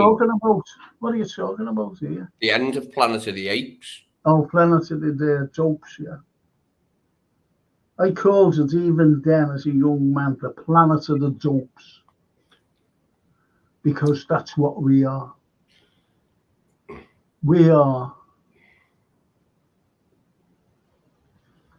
Do you know what it was called when it was written in French? What it is in French? No. Le Planète des Singes. I think monkeys. It translates to the Monkey Planet. And he didn't even reckon it was one of his best books, The Monkey Planet. But it was, mate. It's boss, isn't it? What's his name?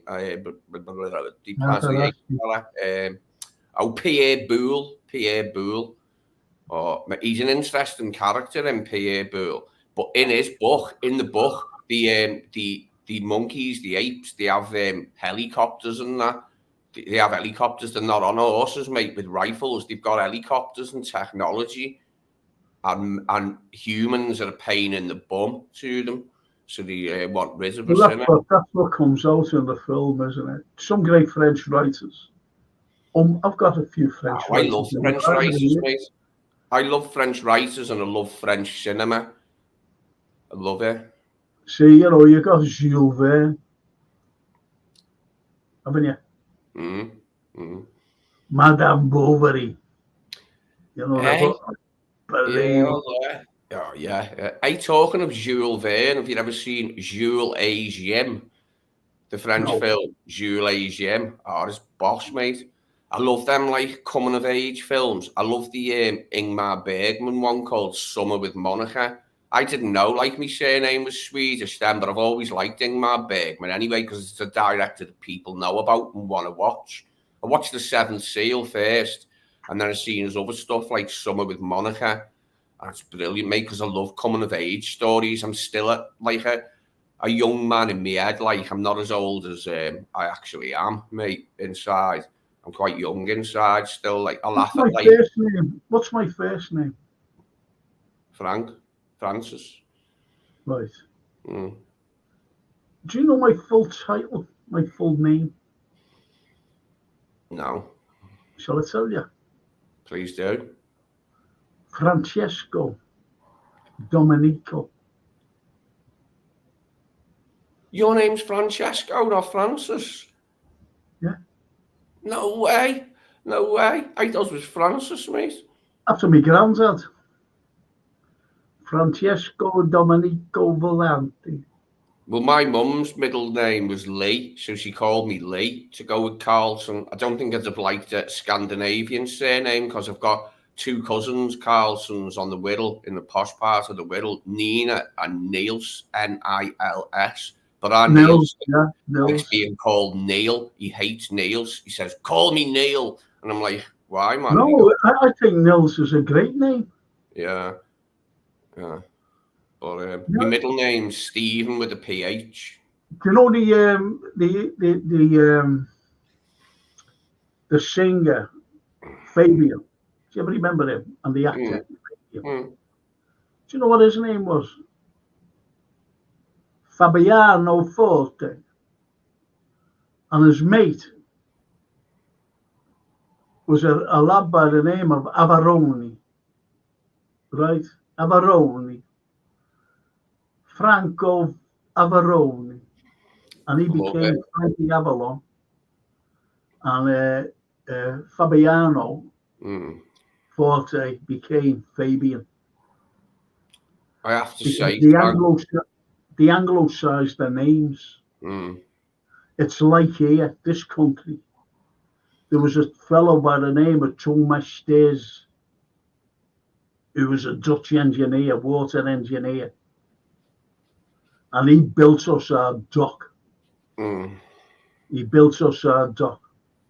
First dock in the entire world. We gave the world a dock system. Us here in Liverpool. So they went like, oh, listen, mate, you can't be called Thomas Steers.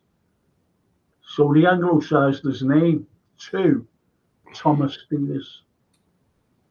We needed to get out and discover land after 1492, when the great Genoese went out and discovered, more or less America, when he went west. Then he went west, not east. So he got to these islands first, and he went, oh, they thought they were going to India, the quickest route to India. So he decided to call them West Indies. West Indies, the western side of India. So anyway, we were jealous. We've got to try and get somebody, to do it. So they said, well, the best place, this fella came from Genoa. This Genoese, this Columbus fella. Why don't we go? So they got a fellow by the name of Giovanni Cabato. And they said, listen, can you find us some land? And he went, yeah, all right. So we went out. And he founded Nova Scotia, New Scotland. And so, but he never went out as Giovanni Cabato. Came back as Giovanni Cabato because the Anglo-sized his name to John Cabot.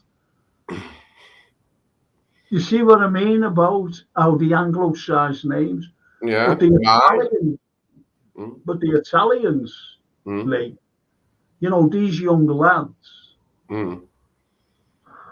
it was WAP. Yeah. And they said, get away from that WAP thing, so change your name. Now, so they changed the name to the, Avalon and Fabian. And there was also another fella, and I always forget his Italian name. And he had a long name. Anyway. It's wrong, isn't it, that they had to change it, because Catholics were not, Italians were not liked when they arrived in America because of their. Well, that's why they were called WAPs. That's why they were called WAPs. It became derogatory. Well, I'm a bloody Catholic as well, so you can swivel on that. Calling out Catholics. There's nothing wrong with us, right? Anyway, I forgot. I lost my train of thought, mate. Yeah, you were saying about anglicising this guy. He anglicised his name, the Italian man, Giovanni. Yeah, Cabato. Yeah. So, but going back to these, the Italians over there, see, without passports or without papers, became synonymous with swarthiness and thieves and everything else. And they looked at these people with the labels on, with WAP on. Do you know where they were written, by the way? These labels with WAP on. Do you know where they were written? So I tell you, Liverpool, because they got hold of the customs here in New York, Ellis Island, and they said, "Can you help us out here?" He said, "We're days, with all these people coming in, and they're in queues, and there's people without passports, there's people without papers, and it's taken us a terrible time. Can you help us out?" To Liverpool, because they were coming through Liverpool, you see, on the way, just like half of my family did from Italy. So they went, "Yeah, okay." So what they did, say like you, for example, they go like, "You got any passports? You're on your way to America. Have you got any? Have you got your passports or papers?" You said no. Go, okay. So they got labels, and they wrote on the label "WAP," without passport or without papers, and put it through that and tied it. And that's why it has all the labels. So by the time they got to America and coming off the ship, they used to have like some customs going out, "You there, you there," so they were segregating them. So the people with the labels were put in one queue, and the people with no labels, with passports and papers, just went straight through. Now,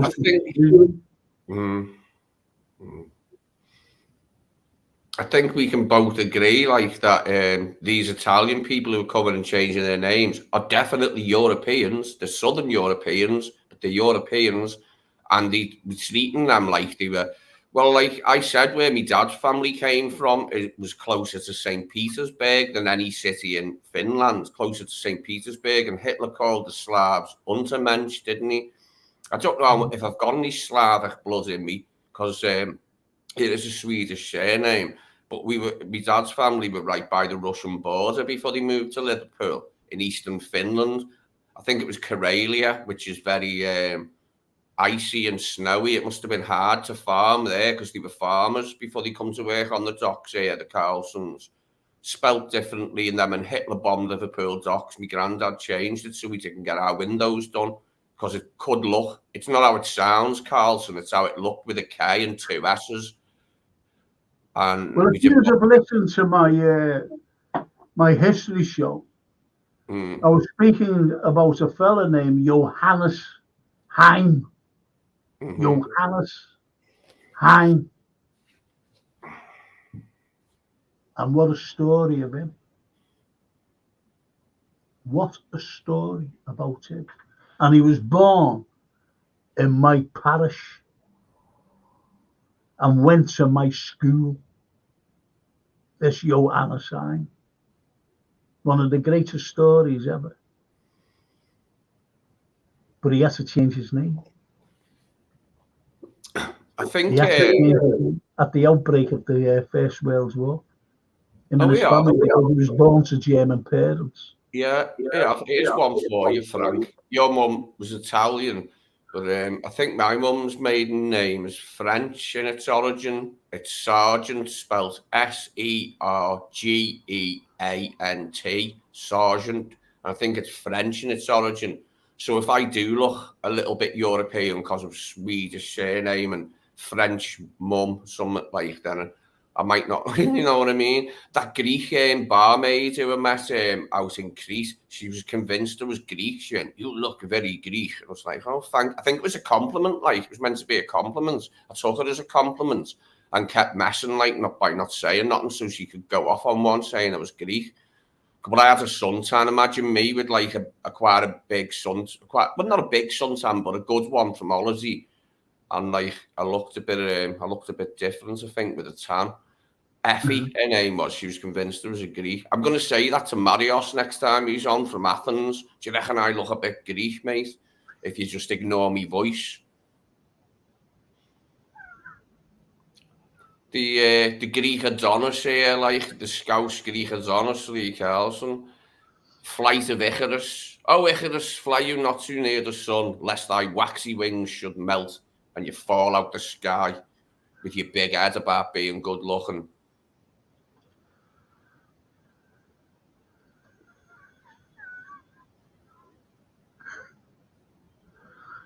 JK, bless bros, you never walk alone.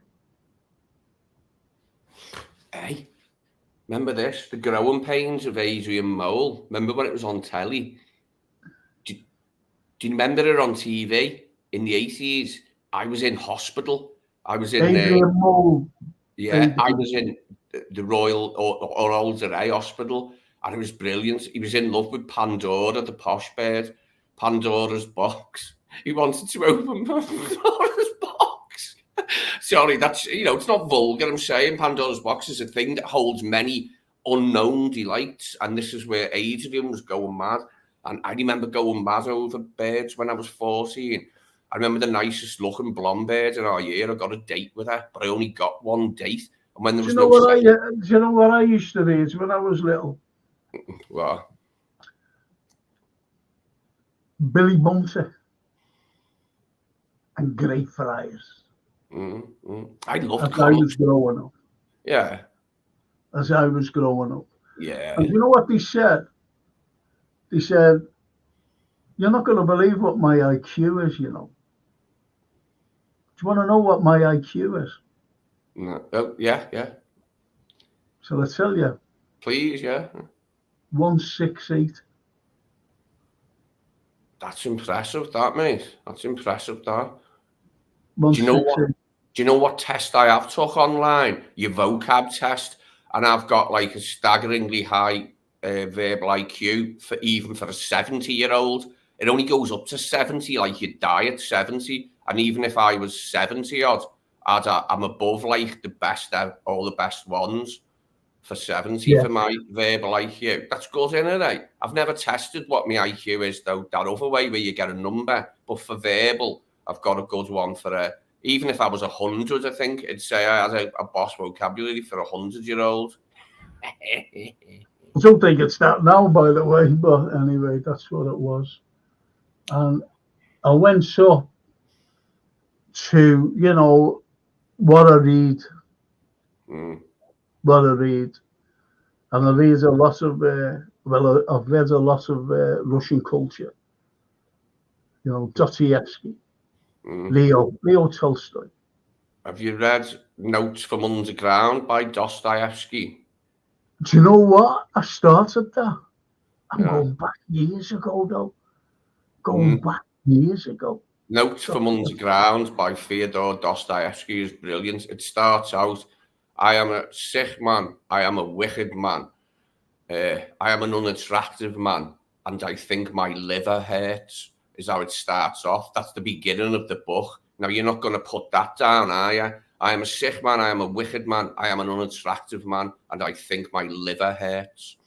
I think that's great. And Leo Tolstoy's quote, one of the greatest quotes ever, was he said, history would be a wonderful thing if it was true. Think about it. Because it's written by the victors. Everything is written by the victors. That's what he said. Go ahead. How many times has Russia been invaded and colonized and conquered and the people slaughtered by non-Europeans? Loads of times, mate. America's never been invaded by the Mongols or like Muslims from the Middle East. That's why they're getting slaughtered now in Ukraine. Oh, mate, the Russians know all about being slaughtered by non-Europeans. Yeah.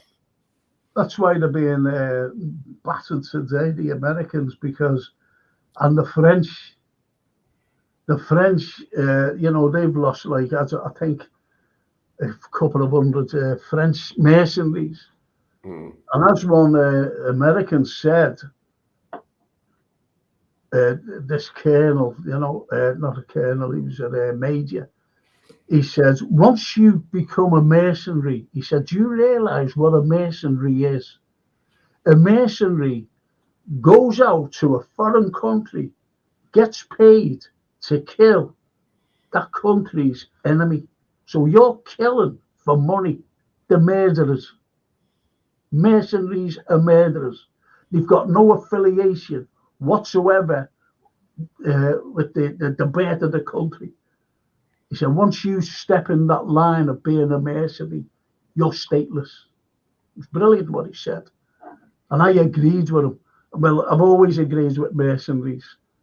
Always, because they're hired killers. It's as simple as that. But if you're fighting a war and you've got a uniform on, you're fighting for your country, with your flag.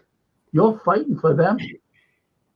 But if you become a mercenary and you get paid to kill, like these people who've hired you, to kill others who've got no affiliation with you whatsoever, you just go and kill. You read, don't you, about these men who get pleasure from killing. They love killing. Killing's what they are.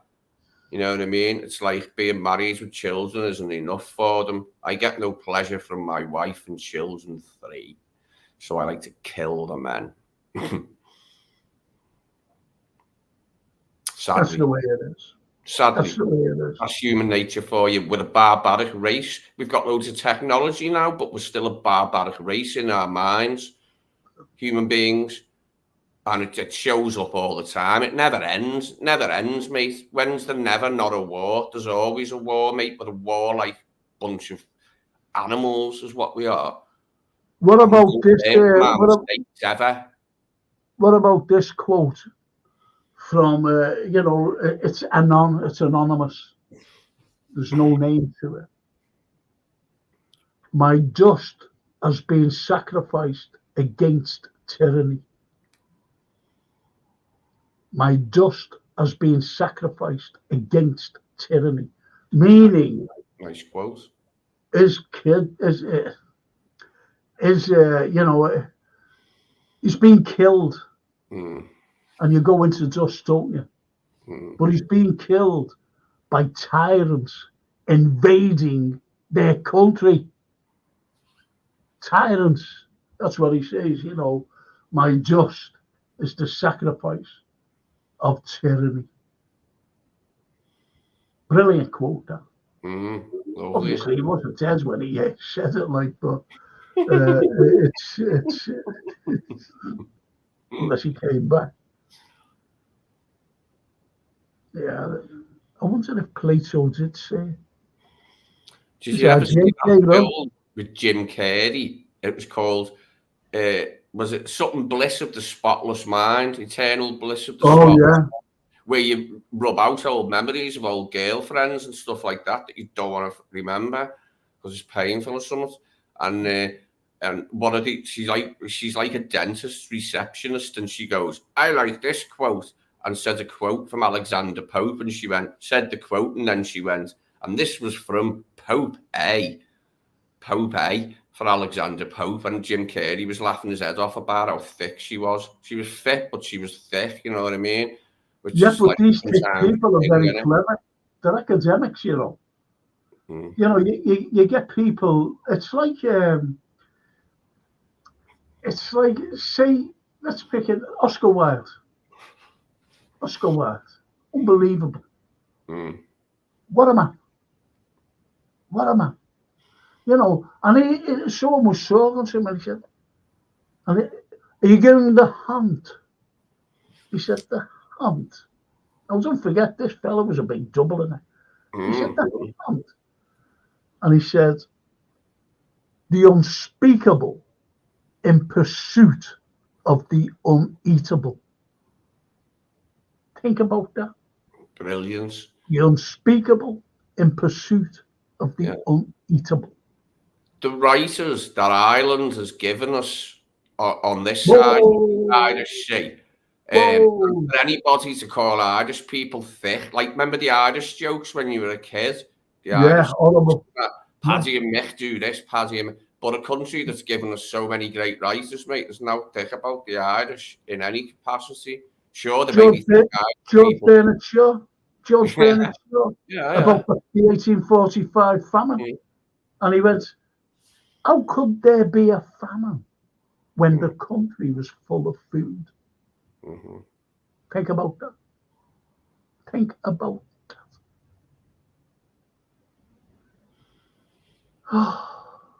Remember I told you about liking Under Milk Wood by Dylan Thomas, where Oh, it's Richard Burton with full cast. It's about, I don't know, 10 different cast with him. I don't know who they are, but it's Richard Burton. Oh, it's brilliant, mate. Just listen to it on YouTube. Just go on YouTube, put in Under Milk Wood, Richard Burton, and it'll come up. It's brilliant. I love it, mate. Captain Cat, the old blind sailor. And the Reverend Eli Jenkins scurries down the street. but look at JK there. Only the dead see the end of war. Plato. Think about that. Think about that. And it's right, isn't it? It's a very profound thing to say, isn't it? Very. But that was Plato for you. He was a profound fellow. No flies on Plato, mate. Yeah, I think we've been called wackos. I think that's a compliment. But anyway. Ollie, I'll have to activate my new computer because the power on this one keeps running out when I'm doing streams if I can't see the power. It was plugged in and I thought the wire was okay because the wire's gone crummy. But I'll activate my new computer because I think the camera would be better. It's a better make of computer, even though it isn't new. I went on Google and put cheap second-hand computers, and I've got one, a Samsung, like Samsung one or whatever, for like 130 quid. It's like, boom. Well, I'm going to leave you with a quote, and you can as well. And it comes from Mark Twain. And Mark Twain said, a lie goes around the world faster than you can pull your pants up. Quicker than you can pull your pants up. Mm-hmm. That's an incredible quote. Isn't it? And it's about all propaganda, it's about lies, it's about everything. And that's the way it is. And I'm sorry about today. I used to get these. I got this free, Oxford Dictionary of Quotations with him. I used to join book clubs, that were in the back of Sunday magazines. Magazines, because my nan used to get the Sunday paper, book club, and you can get loads of Boss books on the cheap, mate, in them book clubs years ago. And I remember getting this free with me first loads of purchases from this book club. And it's always served me well. I don't do quotes a lot like I should do them more because I know a lot of good ones. But yeah, you can't beat a good quote. Mark Twain, if voting made any difference, they wouldn't let us do it. No, if voting made any difference, they wouldn't let you do it, is what he said about voting. And he said this in the 1800s, mate. And it's never been truer than the shambles we've got today. Excellent, excellent. Ian Cropton, is that? Did it say Ian Cropton? Yeah, Ian Cropton. Yeah. Cropton, excellent.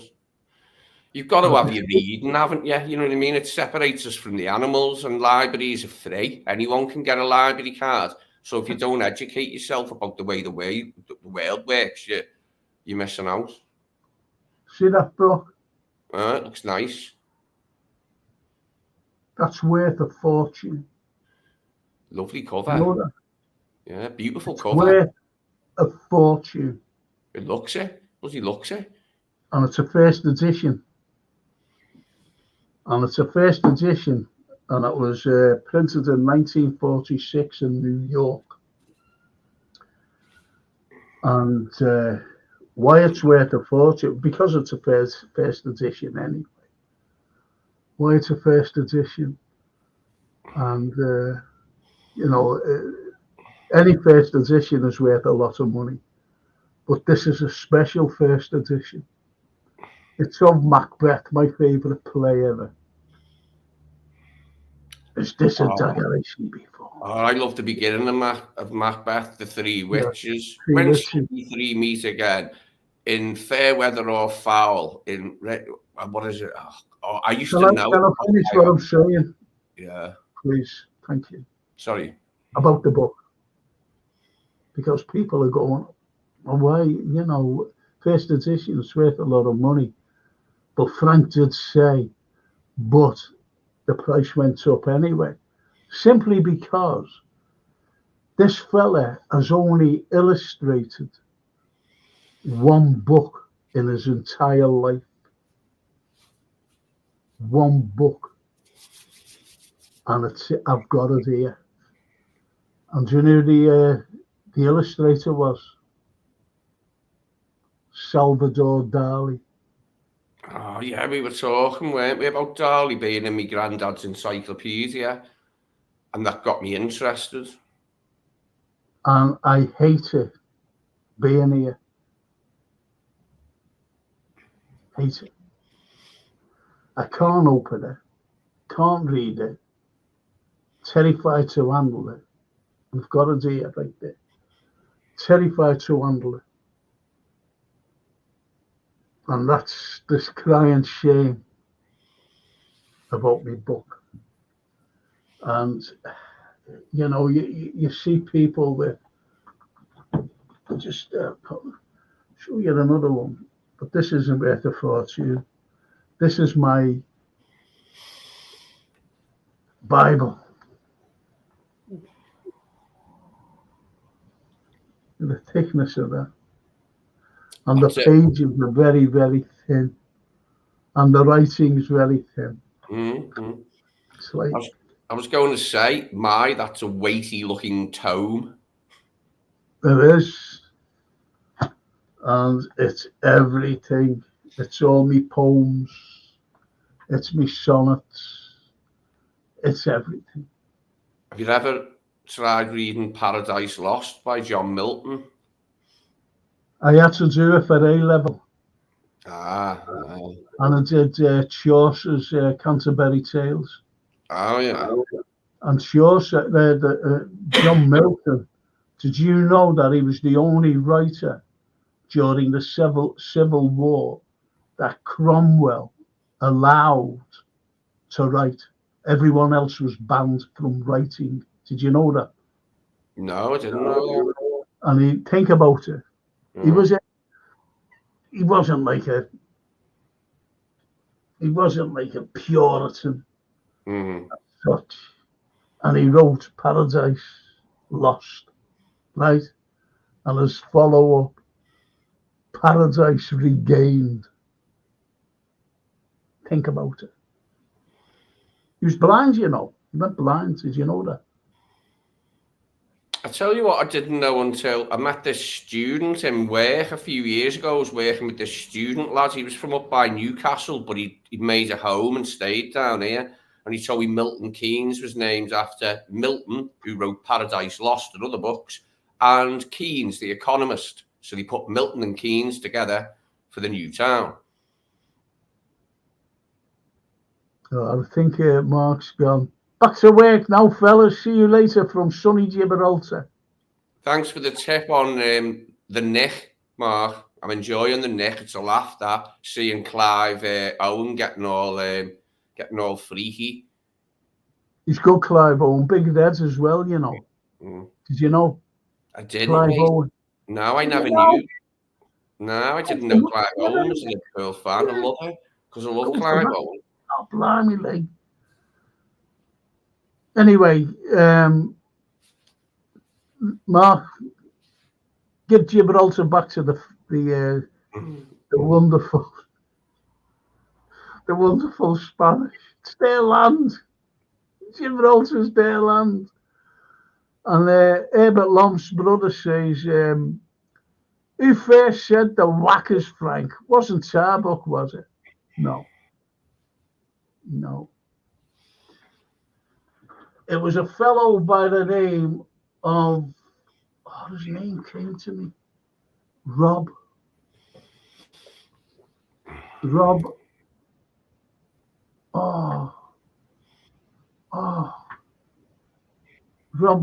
is it? Yeah, Rob Wilson. And he said it in I think it was I don't know whether it was a film or a BBC play or whatever, or just a play on the stage. I'm not quite so sure. and they were talking about dockers. And he said, "Oh yeah," he said, "the dockers, they're always whacking things, and they became known as the whackers." There you have it, in a nutshell.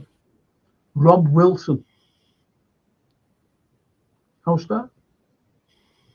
Never heard of him, mate, before now. This Rob, was it Wilson?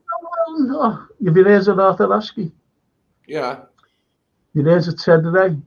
yeah. Have you heard of have you ever heard of a fellow by the name of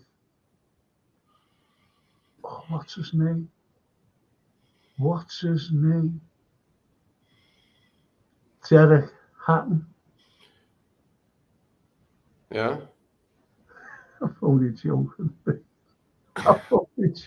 I know, yeah, I know you were joking. Yeah, I've heard of that. And I've heard of, God, I had a funny, what's the name then? It escaped me. That was a funny one, I thought then, but I forgot it. Get it. Oh, there's Brian there. Look, Frank and Lee. You must see us on YouTube, you know, that's Frank Lee. Just coming in. Coming in. But anyway, yeah, Clive from supports Liverpool, says JK. He's from Coventry. Clive Owen, and supports the Reds. Excellent. Add him to Daniel Craig. Our famous fans are good. Like United's ones are rubbish, mate. Don't even know United's famous fans are, if they've got one.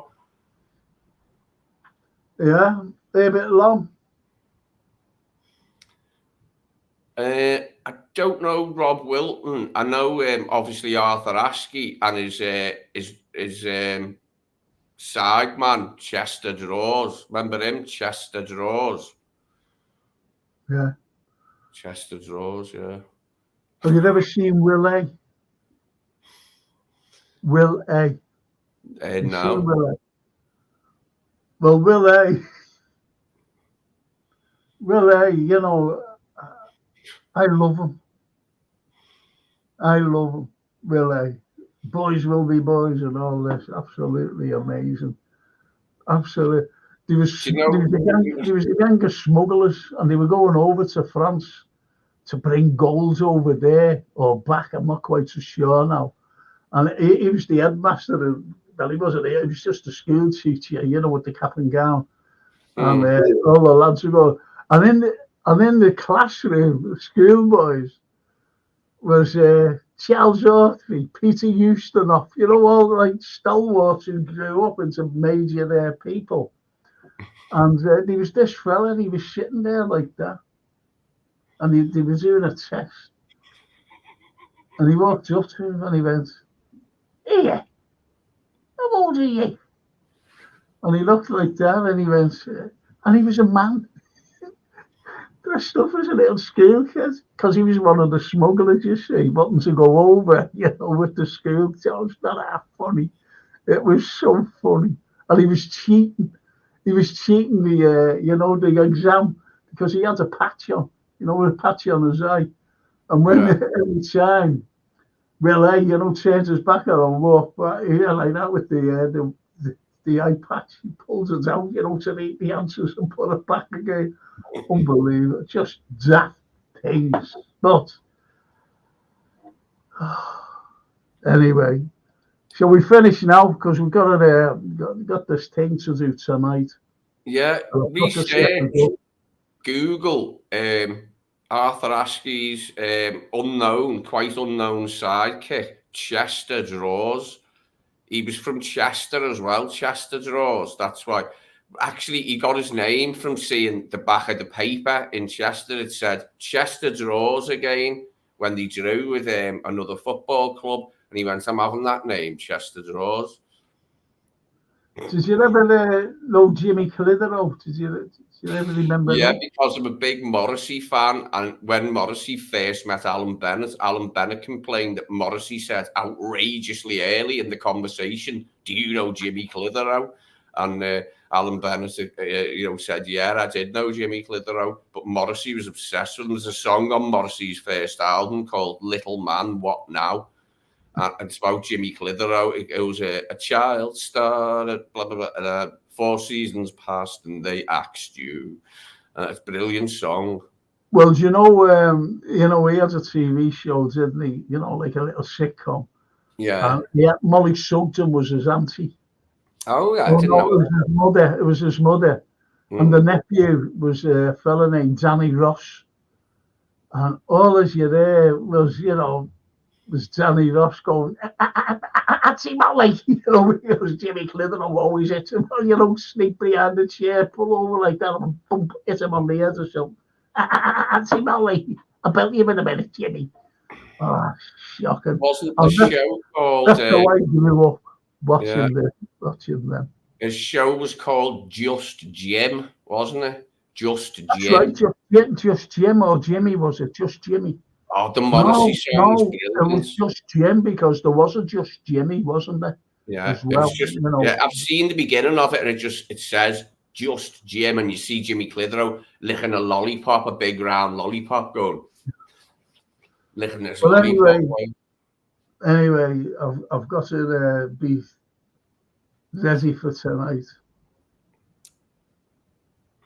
I'm going to listen to that song now. It's poignant, like, because he's saying, what happened to you? Now you're down to a few lines in the back pages of a faded annual. But Morrissey's great at imagery. He's just one of the best lyricists for imagery and for intelligence, like, you know what I mean? You always get intelligence from Morrissey. There's a weight of intellect behind his lyrics. It's amusing as well, because he laughs at stupid people in a way that's amusing to me, in a way that I do. When you meet some people and you think, this person's so stupid, I'm surprised they've mastered how to breathe without instructions. They're so stupid.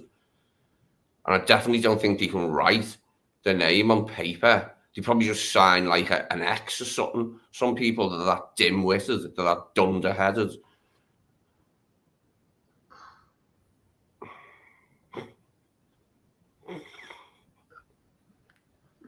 Do you know what you want to do, Lee? Stop being funny, mate. Get a little bit of boot polish, shoe polish. Black, preferably black. Just go like that. Hitler. In the image of him. I've been scrutinising you. Well, he was a stupid get. He was a stupid get, wasn't he? That John Lennon lyric about Walter Raleigh, he goes, I think I'll get up and have another cigarette and curse Walter Raleigh. He was such a stupid get. Because Raleigh brought tobacco here. Why was Hitler stupid? Why was Hitler stupid? No, he wasn't stupid. He was mental, mate. He was not well in the head, that man, is how to put it. He wasn't stupid. He wasn't stupid at all, actually. And he knew how to manipulate people very well.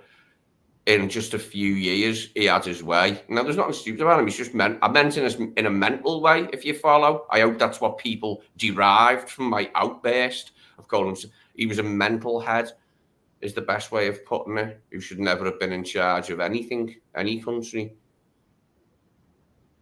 Would you say that about, say, Stalin as well?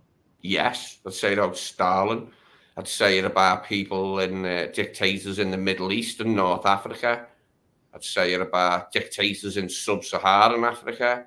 I'd say it about dictators in South America. I'd say it about dictators anywhere on the planet. Who's the most famous dictator in South America?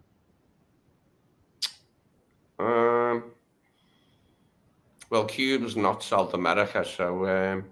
Shall I tell you? Pinochet? And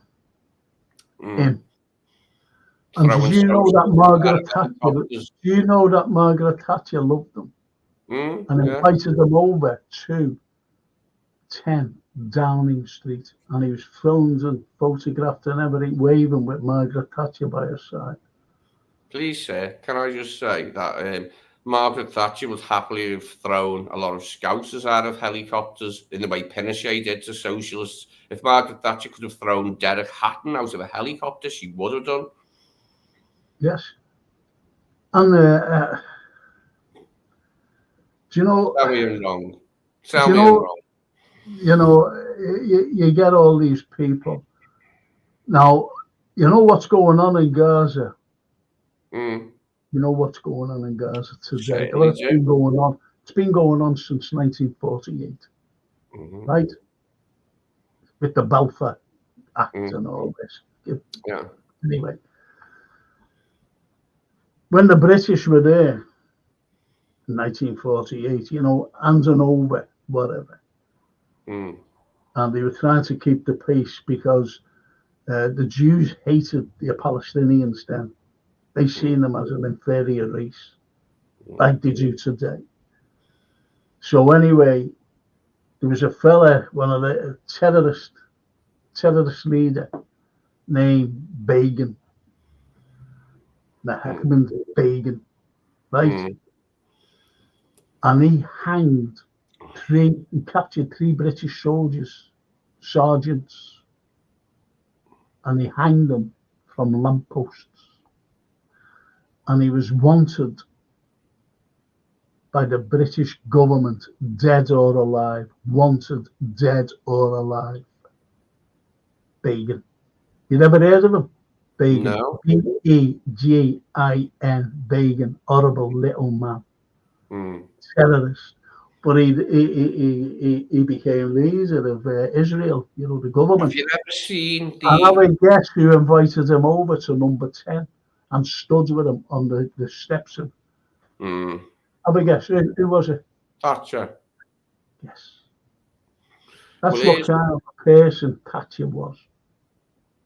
Go on. Oh God, I forgot what I was going to say.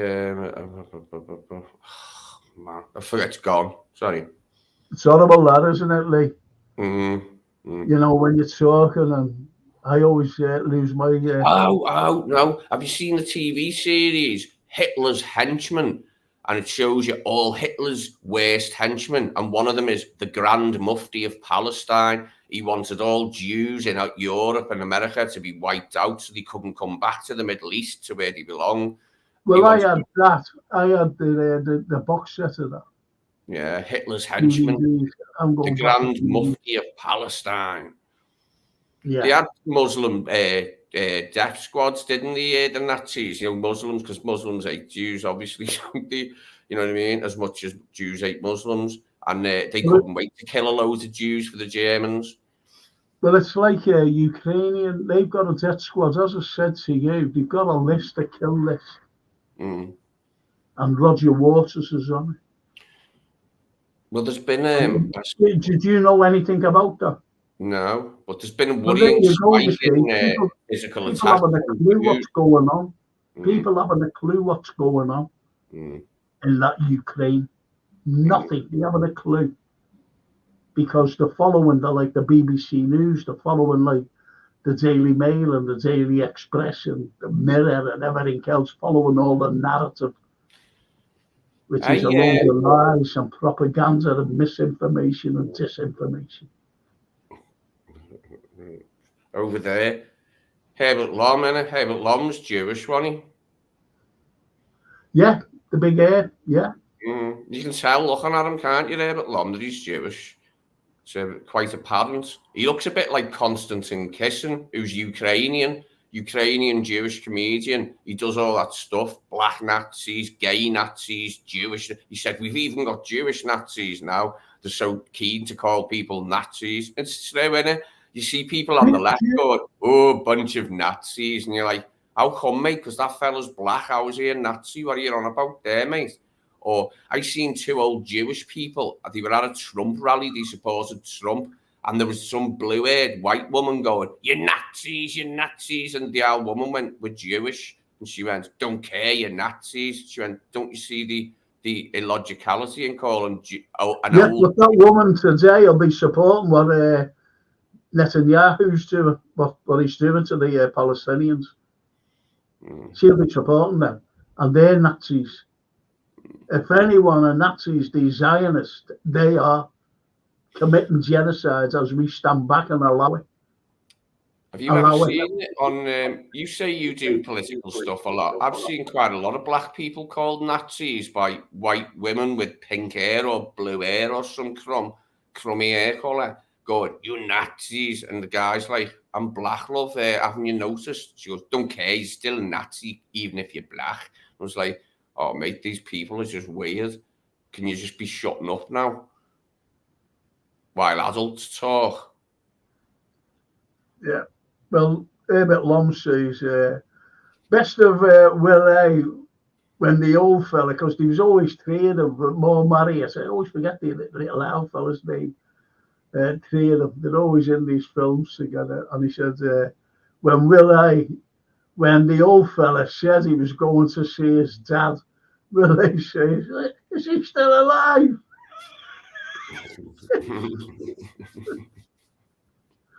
See, unbelievable.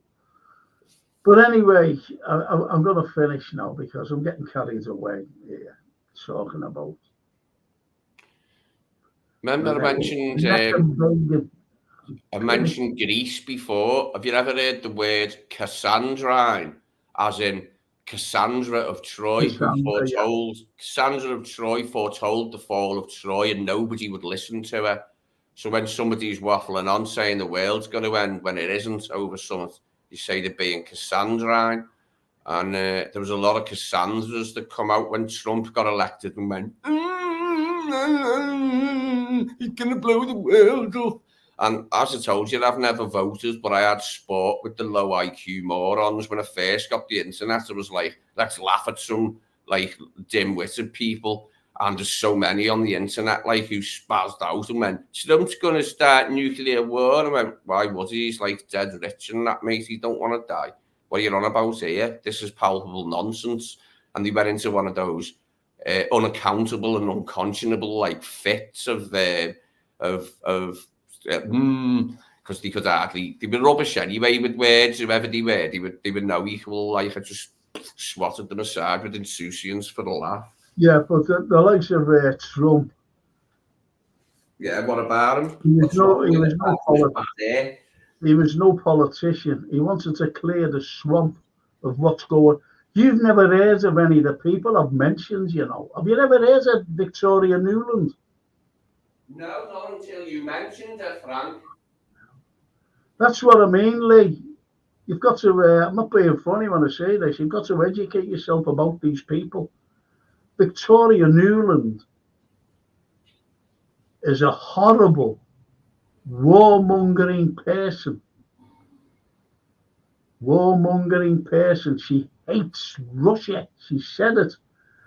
And, and before the SMO started, he said that the Europeans might have something to say, you know, about this. Do you know what she said?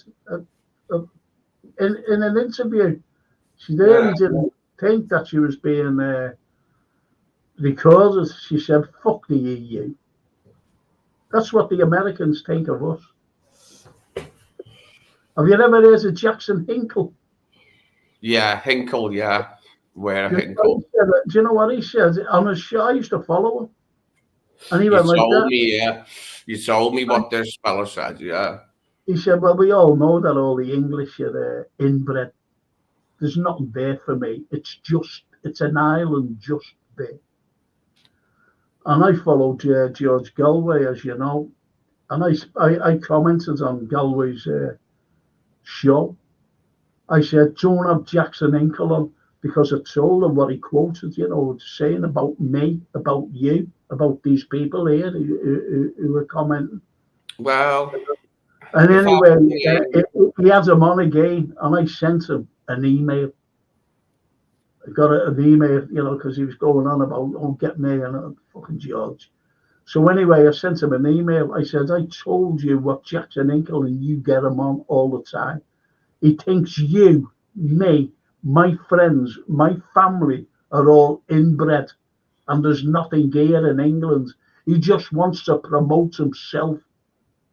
And you have him on your show, a show that I watch, and a lot of other English people and British people. I said not English, British people. Do you know about the Hinkles, the Hinkle family? They come from Appalachia, and like the well-known. Not interested where they come from. Not interested. They were the inspiration for the film Deliverance. Yeah, but he mustn't have watched Deliverance. He mustn't have watched the likes of The Hills Have Eyes, and he's calling us inbred. And all the stupid serial killers go over there. Horrible people. More serial killers there than anywhere else in the world. They're all nuts. John Wayne Gacy, the killer clown. Unbelievable, Unbelievable, John Wayne Gacy. But he was very clever the way he used to get them. And many a young boy's life in permanence of theft of their backside. I knew you'd say that. But anyway, it's, you just get Ted Bundy. These are serial killers. That fella, it was like a pastor. And bind and kill BK something. BK. Horrible, him. Going around, And he was just married. And he belonged to the church. Ain't it mad when you find that out? Yeah. And to look at him, wouldn't think butter melted in his mouth.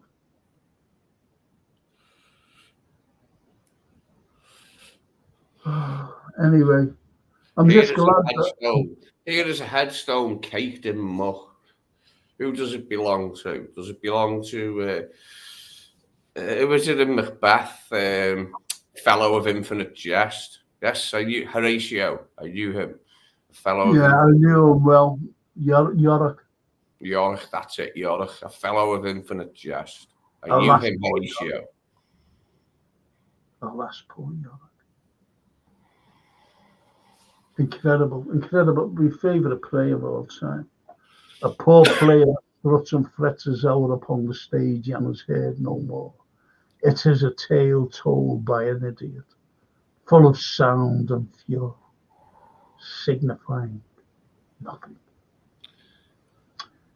And on that note, my dear friend, Lee. I was going to chime in more Shakespeare then for a laugh. I was in Marie's one night, right? Or one day, whatever it was. I was having a drink. And I said, and there was a woman there. And I said, the place is full of thespians. And she turned around to me and guess what she said? Here, I'm no lesbian. I said, no, I said thespian. She said, what's that word? I've never heard of that word before you. And I said, it means actors, thespians.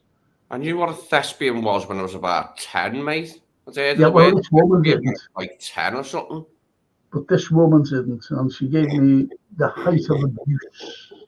The height of abuse. And I was, I don't know if I'm getting off. And that's the way it is. That's life. And you mentioned gay before. You can't say gay anymore. Did you know that? Frank, I watch videos of Quentin Crisp all the time. I love Quentin Crisp. Don't fancy him or nothing. Like I only like girls. I've had lots of men after me, but I only like girls. And you can't say heterosexual either. Yeah, I love Quentin Crisp. Oh, what a witty, erudite, charming man. You're not listening to me, are you? Yeah. What did I say? He says you can't say gay anymore. Why? Because it's bad or something. It's banned. Bad, yeah. It's bad. I don't know what to say. You can call. Do you know what you can actually call them? And you're not going to believe this. I just call them their name. Queer. You can call them queer. Oh, he's a queer, or she's a queer. Yeah. No, I just call them their name. Anymore. It's woke, mate. woke has taken us by the scruff of the neck, and I it's was laughing with squeezing the life out of us. I was laughing with the barmaids in me local saying about the last gay man that was after me. He asked me brother John, was I gay? And I overheard it a bit. I had this army shirt on, one of those army shirts that you buy, and I bought it in Callan in town, that shop, Callan, with the old army surplus, and it had lapels, and I am quite skinny. And he asked me brother, I've had it a loads of times with our John, and it's usually effeminate looking young ones that take a shine to me. But this guy was bigger than me. He was a nice looking man. He had a shaved head and tattoos. And I was laughing with the barmaids saying, last time I seen him was in this pub. And I've seen him walking pit bulls like attack dogs. And he's all muscly. I was just laughing saying, if I was like drunk and incapable, I could get like a bully ramming. Only joking, like, you know what I mean? But he's a nice looking man, but I don't fancy him. I only like women. Well, do you know what? Have you noticed as well? These pit bulls, right? And these Rottweilers. Do you realise that when they go for walks, by the owners, they always seem to be little, muscly fellas? Yeah. Have you noticed that? They're very often men with Napoleon syndrome, is what I call it. Short man syndrome. I don't like dogs.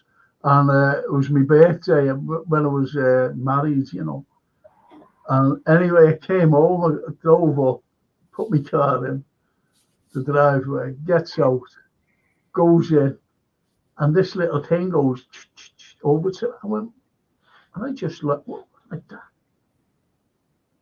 And she went, it's your birthday present. And it was a Rottweiler. It was only a pup. Yeah. And that grew up. It hated me. Yeah. It wouldn't let me go upstairs or anything. My mate, when I was a teenager, his dad had a builder's yard with all like building materials like concrete and all that, what builders have. And he has a Rottweiler called Tyson. Mate, I wouldn't go near it. I was scared stiff of it. But I'm not a dog person. But saying that, my stepdad had a Great Dane, but it didn't live with us. When my stepdad married my mum, the Great Dane stayed at his mum's, who had a garden, because we didn't have a garden. We were up in the air in the maisonettes on the top level, and the Great Dane, Judah, its name was Judah, like Judah Ben-Hur. Yeah. Judah. And he was massive, but he was soft as anything, Judah. He wouldn't bite. In fact, our Jones' house got robbed, my stepdad's mum's house, and Judah was sitting there in the living room when they robbed the house, whoever burgled the house, and Judah didn't do nothing. He's massive, a Great Dane, and he just looked at them when they nicked all the stuff. Because he was soft.